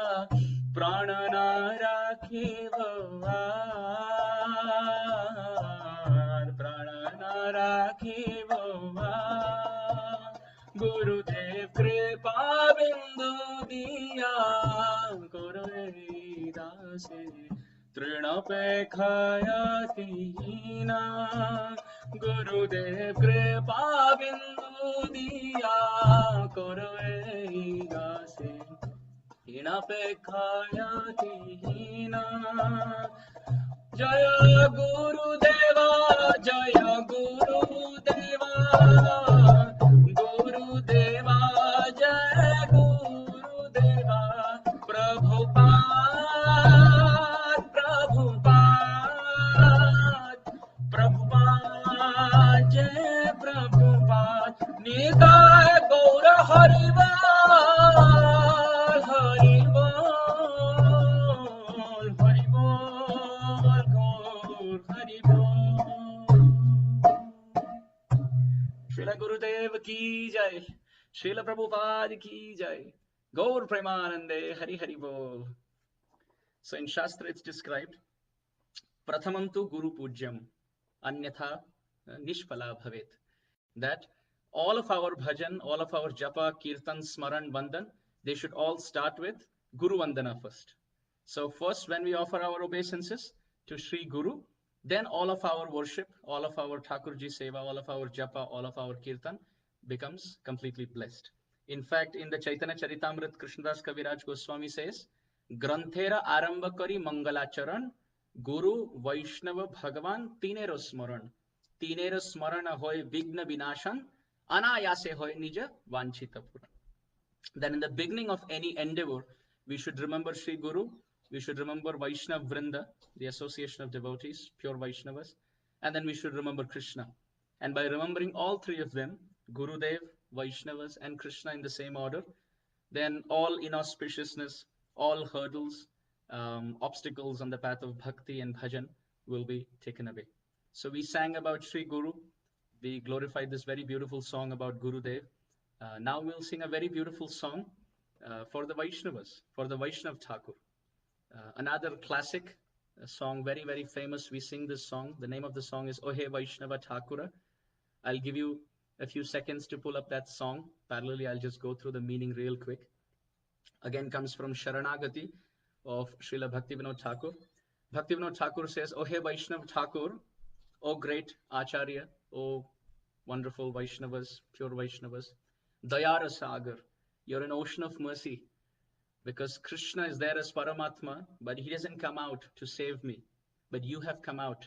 Siksha Guru Keto Jani Krishnera Swarup, Antaryami Bhakta Sreshta Ei Dui Rup. That although you're non-different from Krishna, you are actually manifest in a form that I can see and serve. So you're very, very kind. Diya Pada Chaya Shadhai Amai Tomara Charana Dhari. Please give me instructions and keep me at your lotus feet. Which means, O Vaishnav Thakur, O senior Vaishnavas, O Guru Dev, O Sadhu, you please help me. You tell me to turn right, I'll turn right. You tell me to turn left, I'll turn left. So Chaya Vegadomi, Chaya Dosha Shodhi, Chaya Guna Deha Dase, Chaya Satsanga Dehai Amare Boshiche Sangera Ashe. Now this stanza, the second stanza of the song, is based on the Upadeshamrita of Srila Rupa Goswami. The first 4 verses talk about 6 things. The first verse talks about the 6 urges. The second verse talks about the 6 negatives to keep away, the 6 doshas. The third verse talks about the 6 gunas, the 6 positives to incorporate. And the fourth verse of Upadeshamrita talks about the 6 loving exchanges. So in this verse, in the second stanza, Bhaktivinoda Thakur Mahasaya says, please give me the strength to tolerate the 6 urges of the first verse of Upadeshamrita. Give me the strength to overcome the 6 negatives of the second verse. Give me strength to incorporate the 6 positives of the third verse. Give me strength and opportunity to associate and reciprocate in 6 loving exchanges of the fourth verse. So that give me all the 24, the strength to incorporate the positive and keep away the negative. Then in the third stanza, Bhaktivinoda Thakur says, Ekaki amar nahi paye bol hari nama sankirtane. I am all alone in this material world, and I am told to chant the holy name, which I have no taste for. So therefore, O Guru Dev, O Sadhu, O senior Vaishnavas, you speak Hari Katha to me, and Shraddha Bindu Diya. Please build my faith in the holy name, so that the beads that Guru Dev has given me at the time of Diksha, I don't make those beads starve. I can invest my time and energy and faith. And finally, O Sadhu, O great Vaishnavas, Krishna se tomar, Krishna is yours. And Krishna dite paro tumare shakati ache. And you have the power to give your Krishna to me. But as far as I am concerned, I'm just a student. I am a disciple. No. Amito Kangal, I'm simply a beggar. Krishna, Krishna boli. I'm simply begging Krishna, Krishna, Krishna. And dhai tava pache pache. I'm simply running behind you like a beggar. Please give me, in my begging bowl, the arms of Krishna Shakti and Krishna Bhakti. So this is a very beautiful prayer that we can internalize and sing this. So let us sing this. O He Vaishnava Thakura Dayara Sagar. O He Vaishnava Thakura Dayara Sagar. EKΑΔAŞΗ karuna kori. O He Vaishnava Thakura Dayara Sagar. EKΑΔAŞΗ karuna kori. Diya pada chaya shadai amai. Diya pada chaya shadai amai. Tomara charana dhari. Tomara charana dhari. O He Vaishnava Thakura Dayara Sagar. दासे करुणा कोरी हे वैष्णव ठाकुर दयार सागर हे दासे करुणा कोरी छाया विगधुमि छाया दोष शोधि छाया गुणा देहदासे छाया विगधुमि छाया दोष शोधि छाया गुणा देहदासे छाया सत्संगा देहया मारे छाया सत्संगा देहया मारे छाया सत्संगा देहया मारे बोशेची संगेराशे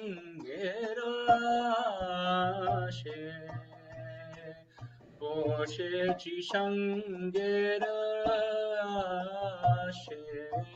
ओ हे वैष्णव ठाकुर दयार सागर ए दासे करुणा कोरी ओ हे वैष्णव ठाकुर दयार सागर ए दासे करुणा कोरी एकाकी आमार नाही पाए बोल हरि नाम संकीर्तने एकाकी आमार नाही पाए बोल हरि नाम संकीर्तने तुमी कृपा करी श्रद्धा बिंदु दिया तुमी कृपा करी श्रद्धा बिंदु दिया तुमी कृपा करी श्रद्धा बिंदु दिया देह कृष्ण नाम धने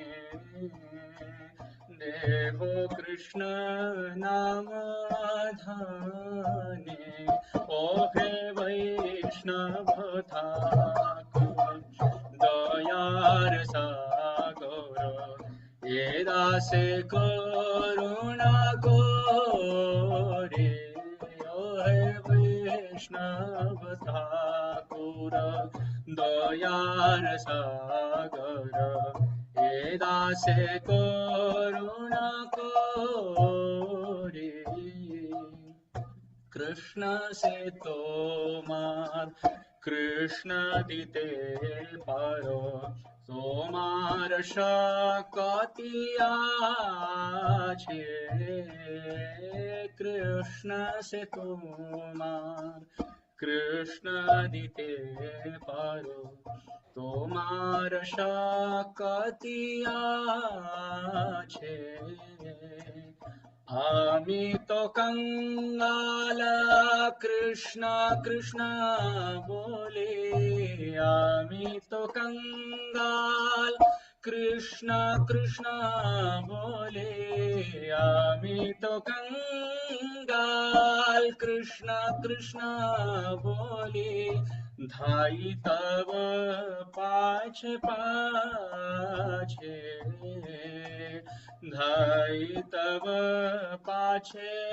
पाछे ओ हे वैष्णव ठाकुर दयार सागर ए दासे करुणा कोरी दिया पद छाया सदया माय दिया पद छाया सदया माय तोमार चरण धोरी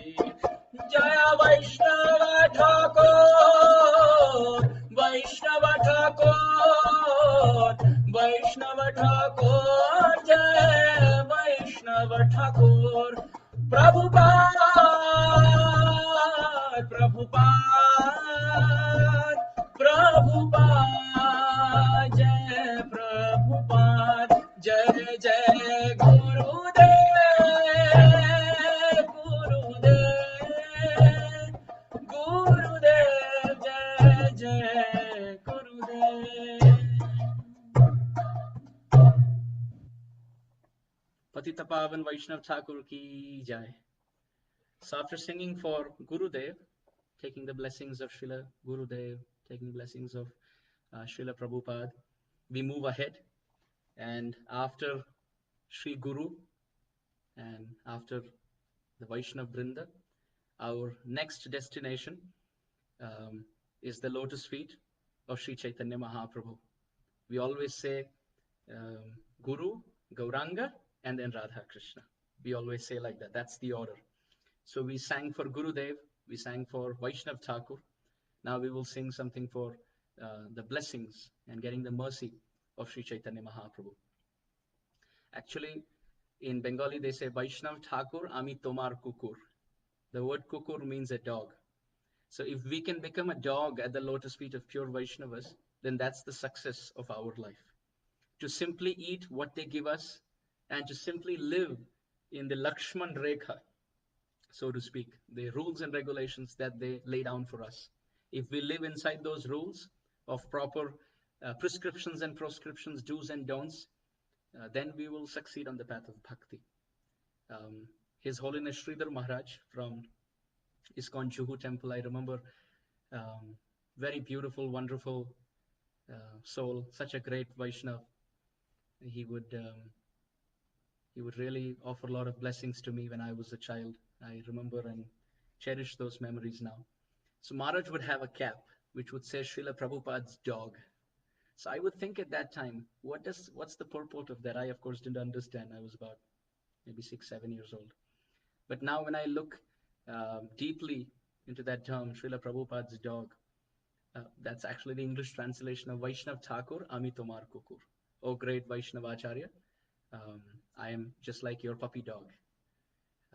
By your patting and your pampering, I'm making advancement. But what am I doing? I'm simply biting and licking. I don't know anything else, and I'm just wagging my tail in disobedience. So therefore, the Acharyas, Gurudev, all their predecessor, sadhus, they have showered so much mercy in our life. Out of gratitude, we sing for them, and we sing begging for their grace and tapping into their blessings. Okay, our next destination, our next stop, we could say, on the train of Vaishnav Bhajans is a station called Gaur Kripa, which means the mercy of Sri Chaitanya Mahaprabhu. And this is a very sweet, wonderful bhajan. The name of this bhajan is Ke Jabi Bhai Bhava Sindhu Par. This has been written by Lochan Das Thakur in Bengali. As we know, Lochan Das Thakur is one of the great acharyas in our Gaudiya Vaishnav line. Very great poet, apart from Narottam Das Thakur and Bhaktivinoda Thakur. Some famous songs of Lochan Das Thakur that we sing, we popularly sing, in fact, in ISKCON, are Parama Karuna Pahudui Jana Nitai Gaura Chandra. We sing for Sri Chaitanya and Sri Nityananda. In fact, that song reminds me when Srila Prabhupada came to Atlanta here, in Atlanta, Georgia. He came to the ISKCON temple. He looked at the most merciful, most beautiful Gaur Nitai. Just in case if you haven't had darshan of the Gaur Nitai in Atlanta, please Google search and have their darshan. They are very beautiful. They are very tall, golden in complexion, very attractive features. So when Srila Prabhupada came and saw the two lords of his life, Srila Prabhupada, instead of Jai Radha Madhava, he sang Parama Karuna Pahudui Jana Nitai Gaura Chandra on the Vyasasana. And according to those who were there live, they say Srila Prabhupada choked up in emotion at that time and he couldn't sing further. And he was thinking Gaur Nitai are so kind and merciful that they have left Navadvip to come to the Western world to help in the preaching mission. That was spearheaded by Srila Prabhupada himself. So Lochan Das Thakur's Parama Karuna is very famous, but this is another song of Lochan Das Thakur that we're singing today. It's called Ke Jabi Bhai Bhava Sindhu Par. In some versions of the song, they also add a re in the middle. Like they sing ke jabi re bhai. Between jabi and bhai, they add a re. That's also popularly sung. So what's the essence? What's the mood of this song? Lochan Das Thakur is envisioning such a beautiful scene. He's saying, he's in fact asking the question to all of us. Ke jabi bhai bhava sindhu par. Oh brothers, who amongst us wants to go across the ocean of birth and death? Bhava sindhu par. Who is that person amongst us who desires to swim across the ocean of birth and death? But the good news is we don't have to swim across, because Dhanya Kali Jugair Chaitanya Avatar, because Sri Chaitanya has appeared as the transcendental boatman. He has come with his boat called as Harinam Sankirtan. You see, it's very, very interesting. When we go on the banks of the Ganga, many times you see, when we want to have a boat ride to have go in the middle of the Ganga, there are many ghats, many bathing ghats, and they're always populated with devotees, and there are also many boatmen there. So Lochan Das Thakur has painted such a transcendental, such an attractive, such a tempting offer. Lochan Das Thakur says, we are all like those fortunate devotees, and the ocean of birth and death has to be crossed from one end to another. And there are many bathing ghats. And one of those ghats is called Gauranga Ghat. So Gauranga Mahaprabhu owns a whole ghat, a specific bathing place. And there are many boats, but the specific boat that we're talking about has a boatman called as Sri Guru. So it's very sweet that we are those who want to swim across the ocean of birth and death. Mahaprabhu has a bathing ghat of his own, who's offering discounted price for everyone in Kali Yuga.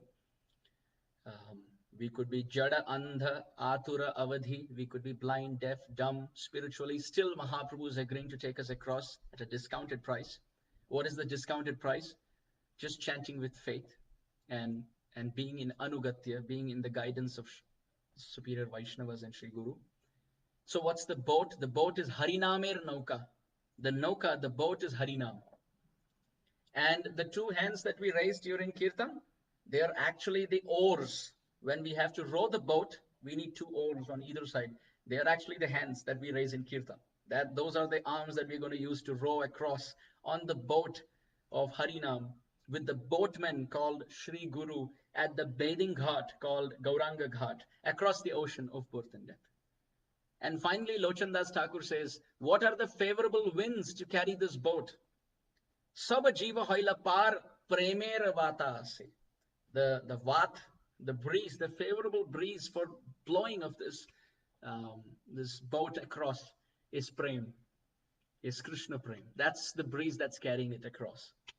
Lochan Das Thakur says, unfortunately for me, he's speaking about himself. Unfortunately, I see everyone's crossed. Sab jiva hoila par. Everyone crossed intelligently. But padiya rohila lochan apanara doshe.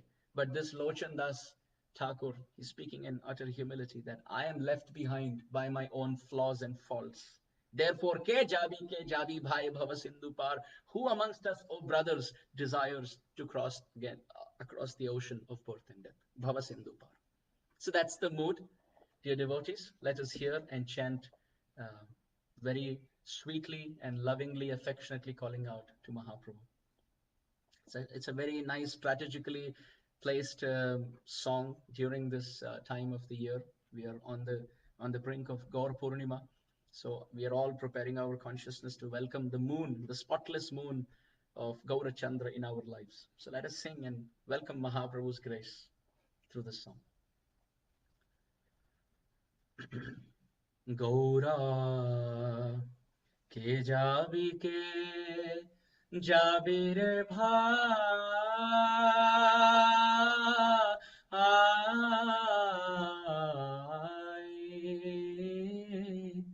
bhava sindhu par.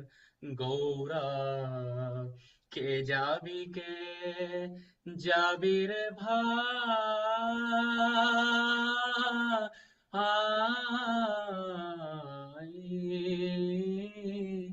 bhava sindhu par.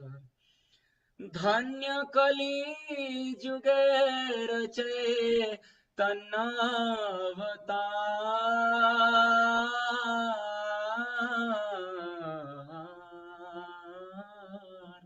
भव सिंधु पार गौरा के जाबी रे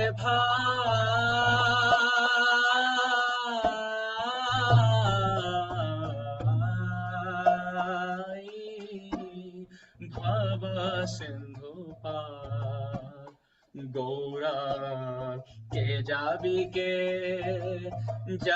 रे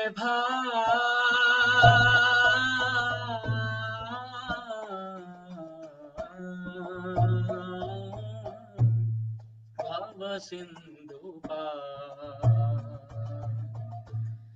धन्य कली जुगे रचे तन्नावतार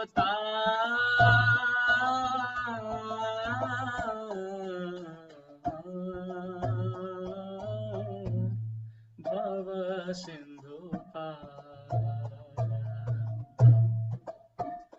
आमार गौरांगेर घाटे अदान के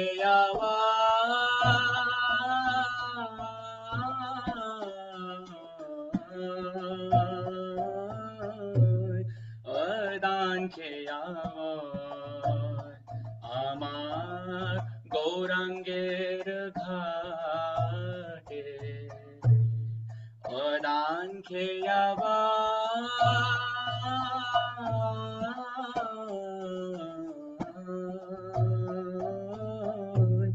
अदान के जडांधा तुरायव धीपार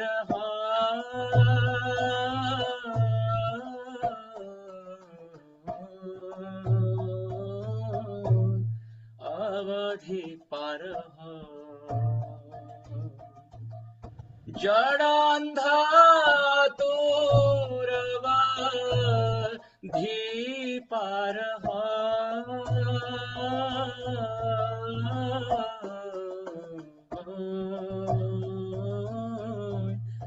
अवधि पार गौरा के जाबी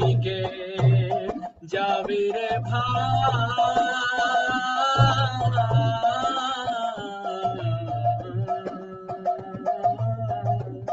भाव सिंधु पार गौरा के जाबी रे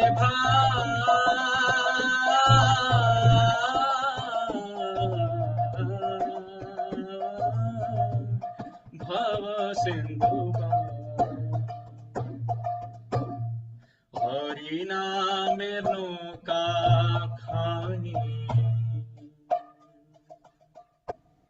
श्री गुरु कांडारी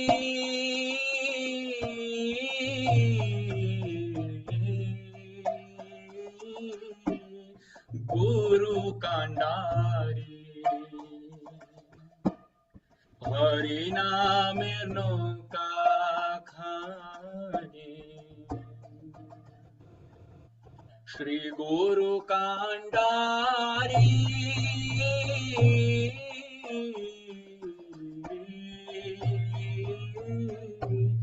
श्री गुरु कांडारी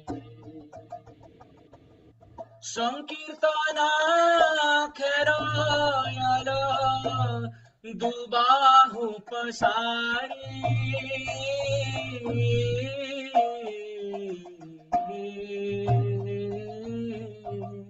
दुबाहु पसारी संकीर्तना खेरायल दुबाहु पसारी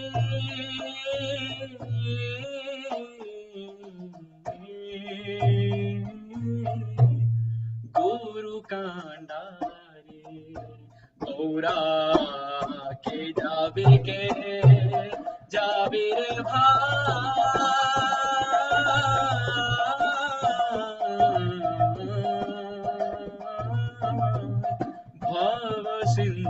পার গৌরা কে যাবি কে ভাবি রে ভাব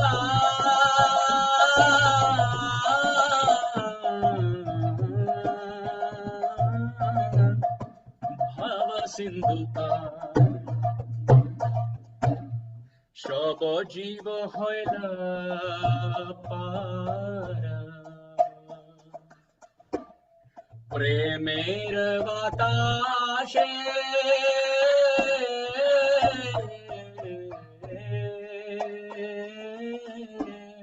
প্রেমের বাতাসে সব জীব হইল পারা প্রেমের বাতাসে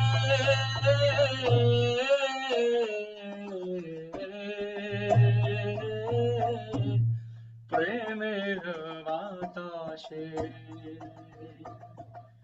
পড়িয়া রহিলা লোচন আপনার দোষে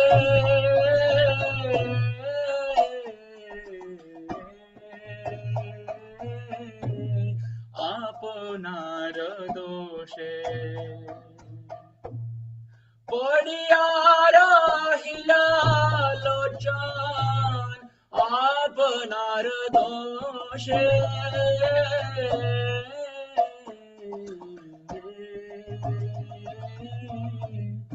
আপনার দোষে গৌরা কে যাবি কে যাবি রে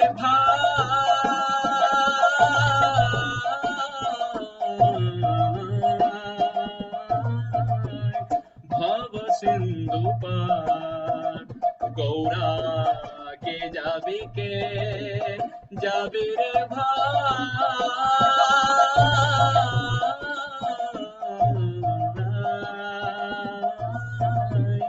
ভব সিন্ধু পার ধন্য কলি যুগে রচে তন্য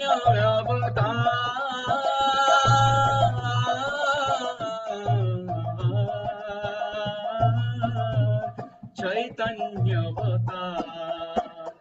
ও জয় সচিনন্দন জয় গৌর হরি জয় সচিনন্দন জয় গৌর হরি জয় সচিনন্দন জয় গৌর হরি জয় সচিনন্দন জয় Gour Hari Hari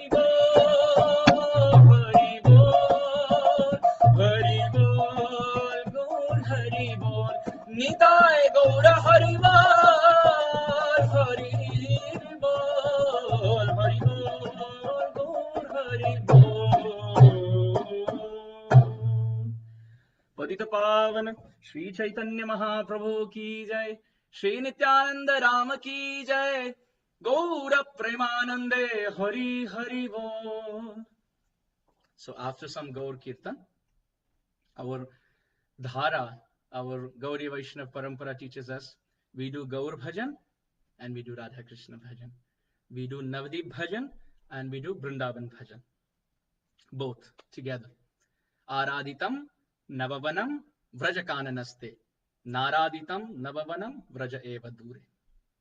Prabodhananda Saraswati has said, if someone tries to do Radha Krishna Bhajan but neglects Sri Chaitanya Mahaprabhu, then he will take a long, long time to achieve the lotus feet of Radha and Krishna. But if someone does Braj Bhajan along with Gaur Bhajan, which means Radha Krishna Bhakti and Nitai Gaur Bhakti together, worship Sri Sachinandan Gaura Hari and Shri Radha Krishna in Vrindavan, then very quickly Krishna Prem will arise in the heart. So after singing Bhajan for Sri Chaitanya Mahaprabhu, we will sing a Bhajan glorifying Sri Krishna. Someone would say, well, shouldn't we sing for Radharani and then for Sri Krishna in order? Well, when we sing for Krishna, meaning we glorify Krishna, then the pleasure is obtained by the transcendental ears of Srimati Radhika. So first we please Srimati Radharani by singing something about Krishna. And then later after that, we will sing the glories of Radharani for the pleasure of Krishna. So first we'll sing about Krishna for the pleasure of Radharani, then we'll sing about Radharani for the pleasure of Krishna. So the two songs that we will sing now, one for Radharani and one for Krishna. For Krishna first is Krishna Deva Bhavantam Vande.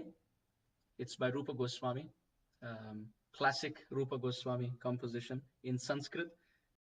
Very, very beautiful. Krishna Deva Bhavantam Vande. That's the song. You can find it on KK Songs or your Vaishnav songbook. And it's always to be sung in couple with Radhe Jai Jai Madhava Daite. These two songs, so Krishna Deva Bhavantam Vande glorifies Krishna and gives pleasure to Radharani. And Radhe Jai Jai Madhava Daite glorifies Radharani and gives pleasure to Krishna. And they're both to be sung together because both are composed by Rupa Goswami. And in our parampara, we worship both together. It's Yugal Seva. The word Yugal will be heard so many times. We can see in our Vaishnav songs also. Jaya Jaya Radha Krishna Yugala Milan. Yugal means both. Similarly, Radha Krishna Pranamor Yugala Kishore Jivane Marane Gati Aranahi More. That's Narottam Das Thakur again. Jiva Goswami has written a whole ashtakam called Yugala Ashtakam. Krishna Gehe Stita Radha, Radha Gehe Stito Hari, Jivane Nidhane Nityam, Radha Krishna Gatir Mama. So we don't worship Radharani separately, we don't worship Krishna separately, but we worship them together. Therefore, we chant also Hare Krishna Mahamantra. We worship deities also Radha Krishna. When we worship them, we don't just worship Krishna or we don't just worship Radharani. And similarly, in Vaishnav songs also, we sing glorifying Krishna for the pleasure of Radha and glorifying Radha for the pleasure of Sri Krishna. So these two songs are Krishna Deva Bhavantam Vande and Radhe Jai Jai Madhava Daite. So you can keep them open side by side. We will sing them together in the same melody, one after another. Krishna Deva Bhavantam Vande first. The central theme of this song is Mana Manasa Madhukaram Arpaya Nijapada Pankaja Makarande. That's the theme of the song. That's something that we, as the refrain stanza that we keep singing again and again. So what that means is, Mana Manasa, oh Krishna, my mind is a Madhukaram. It's actually a bumblebee. My mind is a bumblebee. My heart is a bumblebee. It's a honeybee. And your lotus feet is actually lotus. And the honey in the lotus of your feet is your mercy. So please attract the bumblebee or my mind to the nectar of your mercy emanating from the lotus of your feet. So it's very beautiful. In nature, we can see that the bumblebees are always attracted to the honey in the central wall of the lotus. So Rupa Goswami is saying, Krishna, your feet are lotus feet. And the honey there is your sweetness and your grace and your blessings and mercy. And my mind and my heart is a bumblebee. Please attract the bumblebee of my mind or heart by giving the honey of your mercy dripping from the lotus of your feet. And in this mood, Krishna, Deva, O Supreme Lord Krishna, Bhavantam Bande, I bow down to you. So that's the mood of these two songs. One more standout quality we can see in Rupa Goswami. In most of his works, songs especially, you can see Srila Rupa Goswami leaves the name of his Gurudev, Srila Sanatan Goswami, in the last line of the last stanza of the song. Like in Krishna Deva Bhavantam Vande, in the last stanza, you can see Rupa Goswami, instead of leaving his name, he says, I am Avilolata Yadya Sanatana. So there's very interesting play of word. Here the word Sanatana means, oh Krishna, he who's eternal. But the word Sanatan also is the name of Sanatan Goswami, Rupa Goswami's guru. Similarly, in Radhe Jai Jai Madhava Daite, in the last stanza, he says, Sanaka Sanatana Varnita Charite, which actually means the four Kumaras, Sanak, Sanatan, Sanandan, and Sanat Kumar. They are glorifying Radharani. But at the same time, Sanaka Sanatana also means from the four Kumaras, headed by Sanaka, to Sanatan, my Gurudev, everyone's glorifying you, O Radharani. So in this way, Rupa Goswami has a very poetic, scholastic, devotional, not heart-wrenching, but soul-stirring, we could say. Heart-churning, yes, churning emotions from the heart. kind of presentation and kind of articulation. So let us sing Krishna Deva Bhavantam Vande first and Radhe Jai Jai Madhava Daite.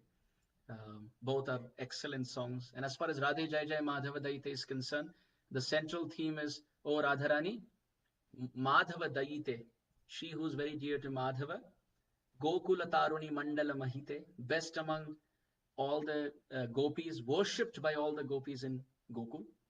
And Damodara Rati Vardhana Veshe, Hari Nishkuta Brinda Vipineshe, you're always dressing yourself, Vesh, in a way to increase the Rati, increase the loving attachment of Damodar, Sri Krishna. Vrishabhanu Dadhi, Navashashi Lekhe, Lalita Sakhi Guna, Ramita Vishakhe. You are like the moon rising from the ocean. The ocean is Vrishabhanu Maharaj, ocean of love and affection. And you're like the moon rising from that ocean as Vrishabhanu Nandini or Bhanu Nandini.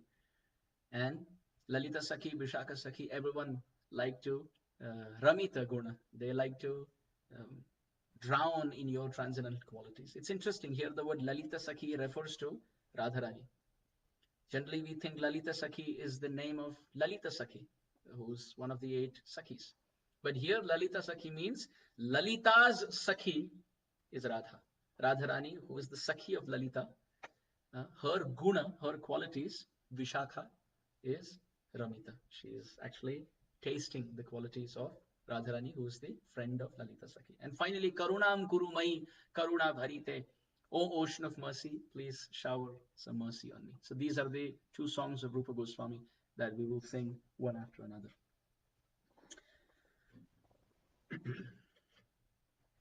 Krishna Deva Bhavantam Vande, Krishna Deva Bhavantam Vande, Manamanasa Madhukaram Arpaya Nija Pada Pankajamakarande. Krishna Deva Bhavantam Vande, Krishna Deva Bhavantam Vande, Manamanasa Madhukaram Arpaya Nija Pada Pankajamakarande. Manasa Madhukaram Arpaya Nija Pada Pankajamakarande. Krishna Deva Bhavantam Vande. Yadyapi samadhishu vidhirapi pashyati natava nakhagramaricim. Yadyapi samadhishu vidhirapi pashyati natava nakhagramaricim.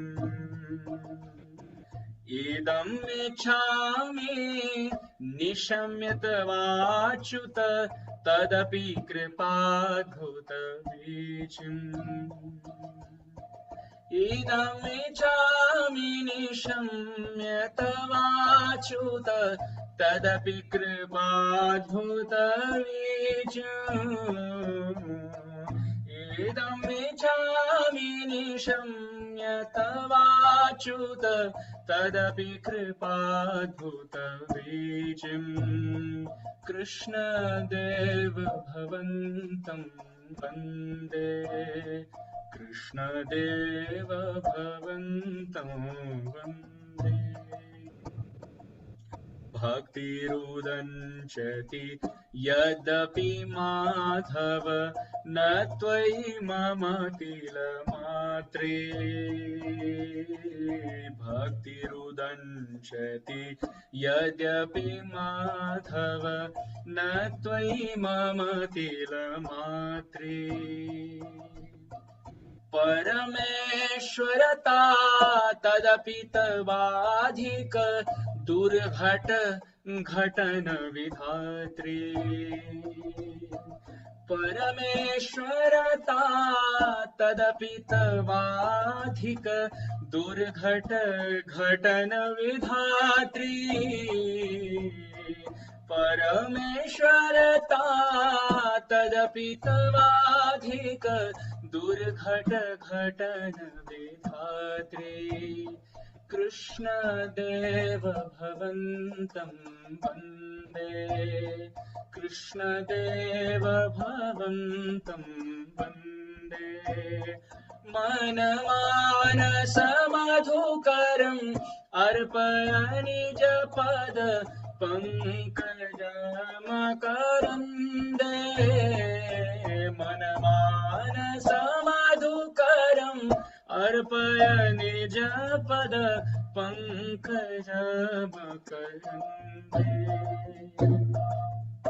आयम विलोलतयाध्य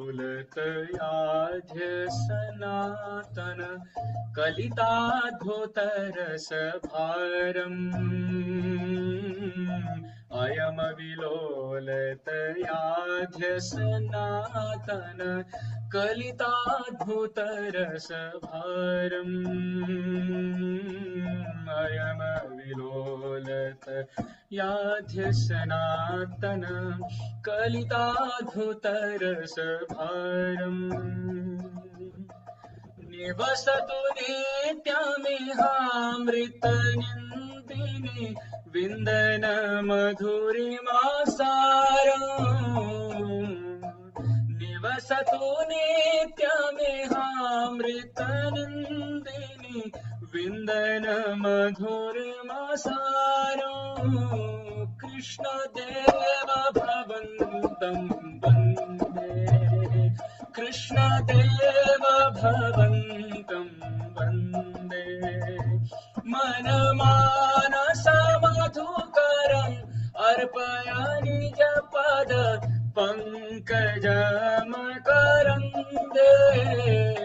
कृष्णदेव भवन्तं वन्दे कृष्णदेव भवन्तं वन्दे कृष्णदेव भवन्तं वन्दे जय राधे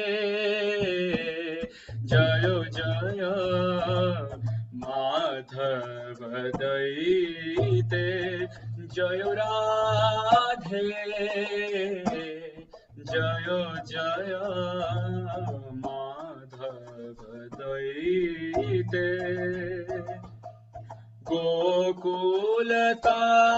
गोकुलतारुणी मंडल महिते राधे जय जय माधव दयिते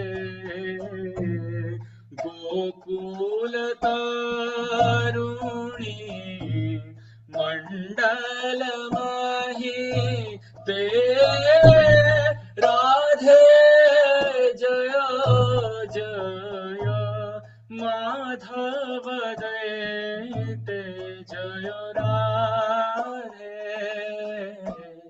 जय जय माधव दयिते दामोदर रति वर्धन वेशे हरि निष्कुट वृन्दाविपिनेशे दामोदर रति वरदान वेशे हरे निष्कुट वृन्दाविपिनेशे राधे दामोदर रति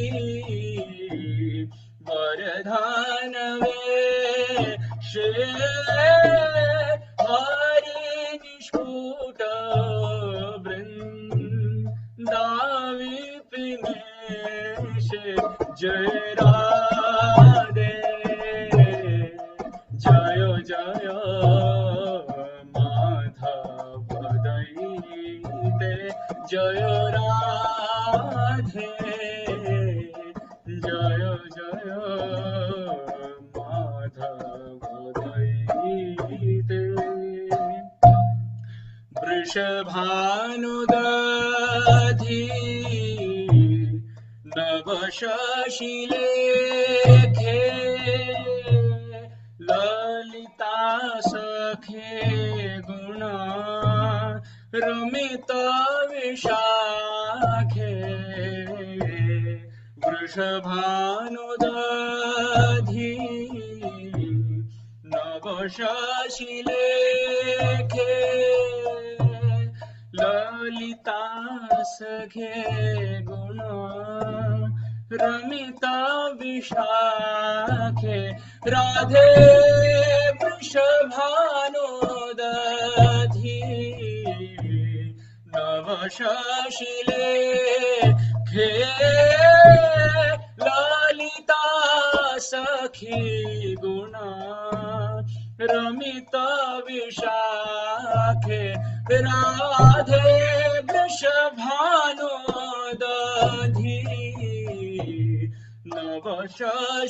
नवशशिलेखे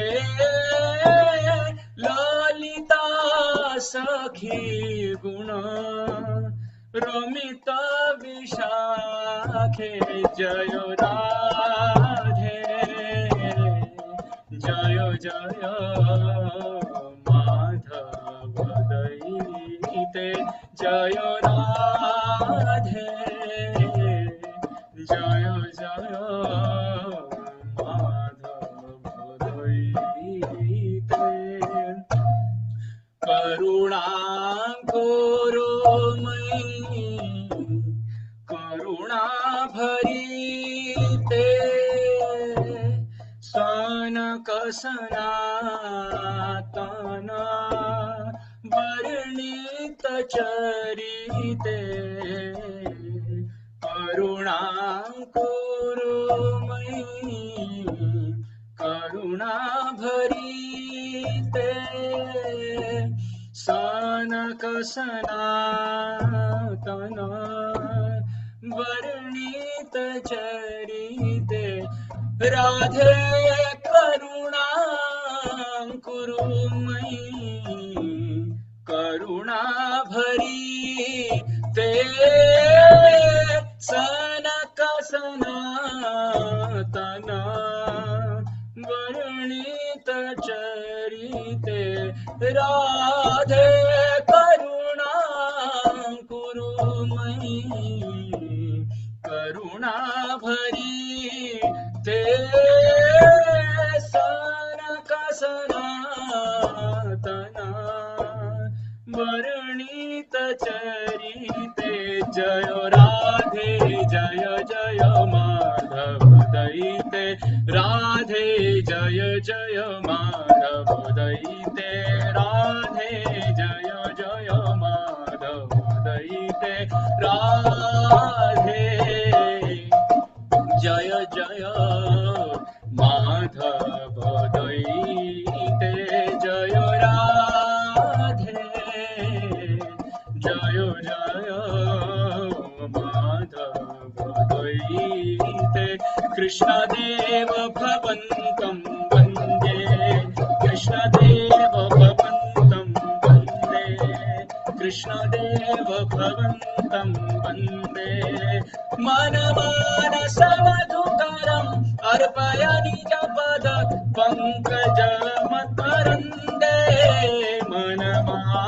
मनमानसमधुकरम् अर्पय निजपद पङ्कजमकरन्दे जय राधे जय जय माधव दयिते राधे जय जय माधव दयिते राधे जय जय माधव दयिते जय राधे जय कृष्ण जय राधे जय श्री कृष्ण जय राधे जय कृष्ण जय राधे जय श्री कृष्ण जय राधे जय कृष्ण जय राधे जय श्री कृष्ण हरे कृष्ण कृष्ण कृष्ण हरे हरे हरे राम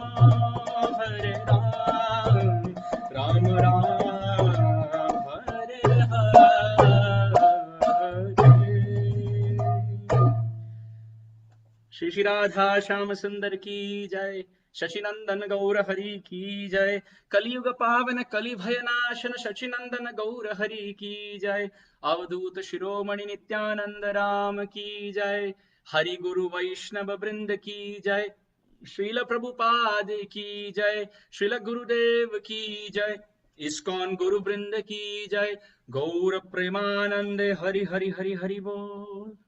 पंचा कल्पतरुभ्यश्च कृपा सिंधुभ्य एव च पतितानां पावनेभ्यो वैष्णवेभ्यो नमो नमः. So this Vaishnav song singing, this is one of our dharma, because in the six Goswamis Ashtakam, the Shad Goswami Ashtakam, it is said, Sankhya Purvaka Nama Gana Natibihi. The Vaishnava Acharyas, the six Goswamis, they did three things with count. They chanted the holy name in japa, they sang kirtan, and they also offered obeisances. Three things with proper count every day. Chanting the number of rounds they are chanting, or counting the number of rounds they are chanting, counting the Vaishnava bhajans that they are singing, and at the same time counting the number of obeisances that they are offering to Krishna. So in this way, following their footsteps, following Prabhupada's example, we should sing Hare Krishna Mahamantra. That's our prominent chant. But at the same time, we should regularly sing Vaishnava bhajans so that our mood towards the Sankirtan movement gets more nourished. So I'm very, very grateful to the Kirtan ministry for kindly inviting me and engaging me in this service. Thank you all for kindly joining in and enthusiastically singing and participating. I feel very, very grateful by this opportunity. I feel very purified by this service. It is EKΑΔAŞީ in India. Here in America, it is Dwadashi, and we are celebrating the disappearance Viraha Mahotsav of Srila Madhavendra Puri. So perfect scene, perfect setup, perfect tithi for us to congregate and sing and chant and remember Krishna. Thank you so much. Hare Krishna.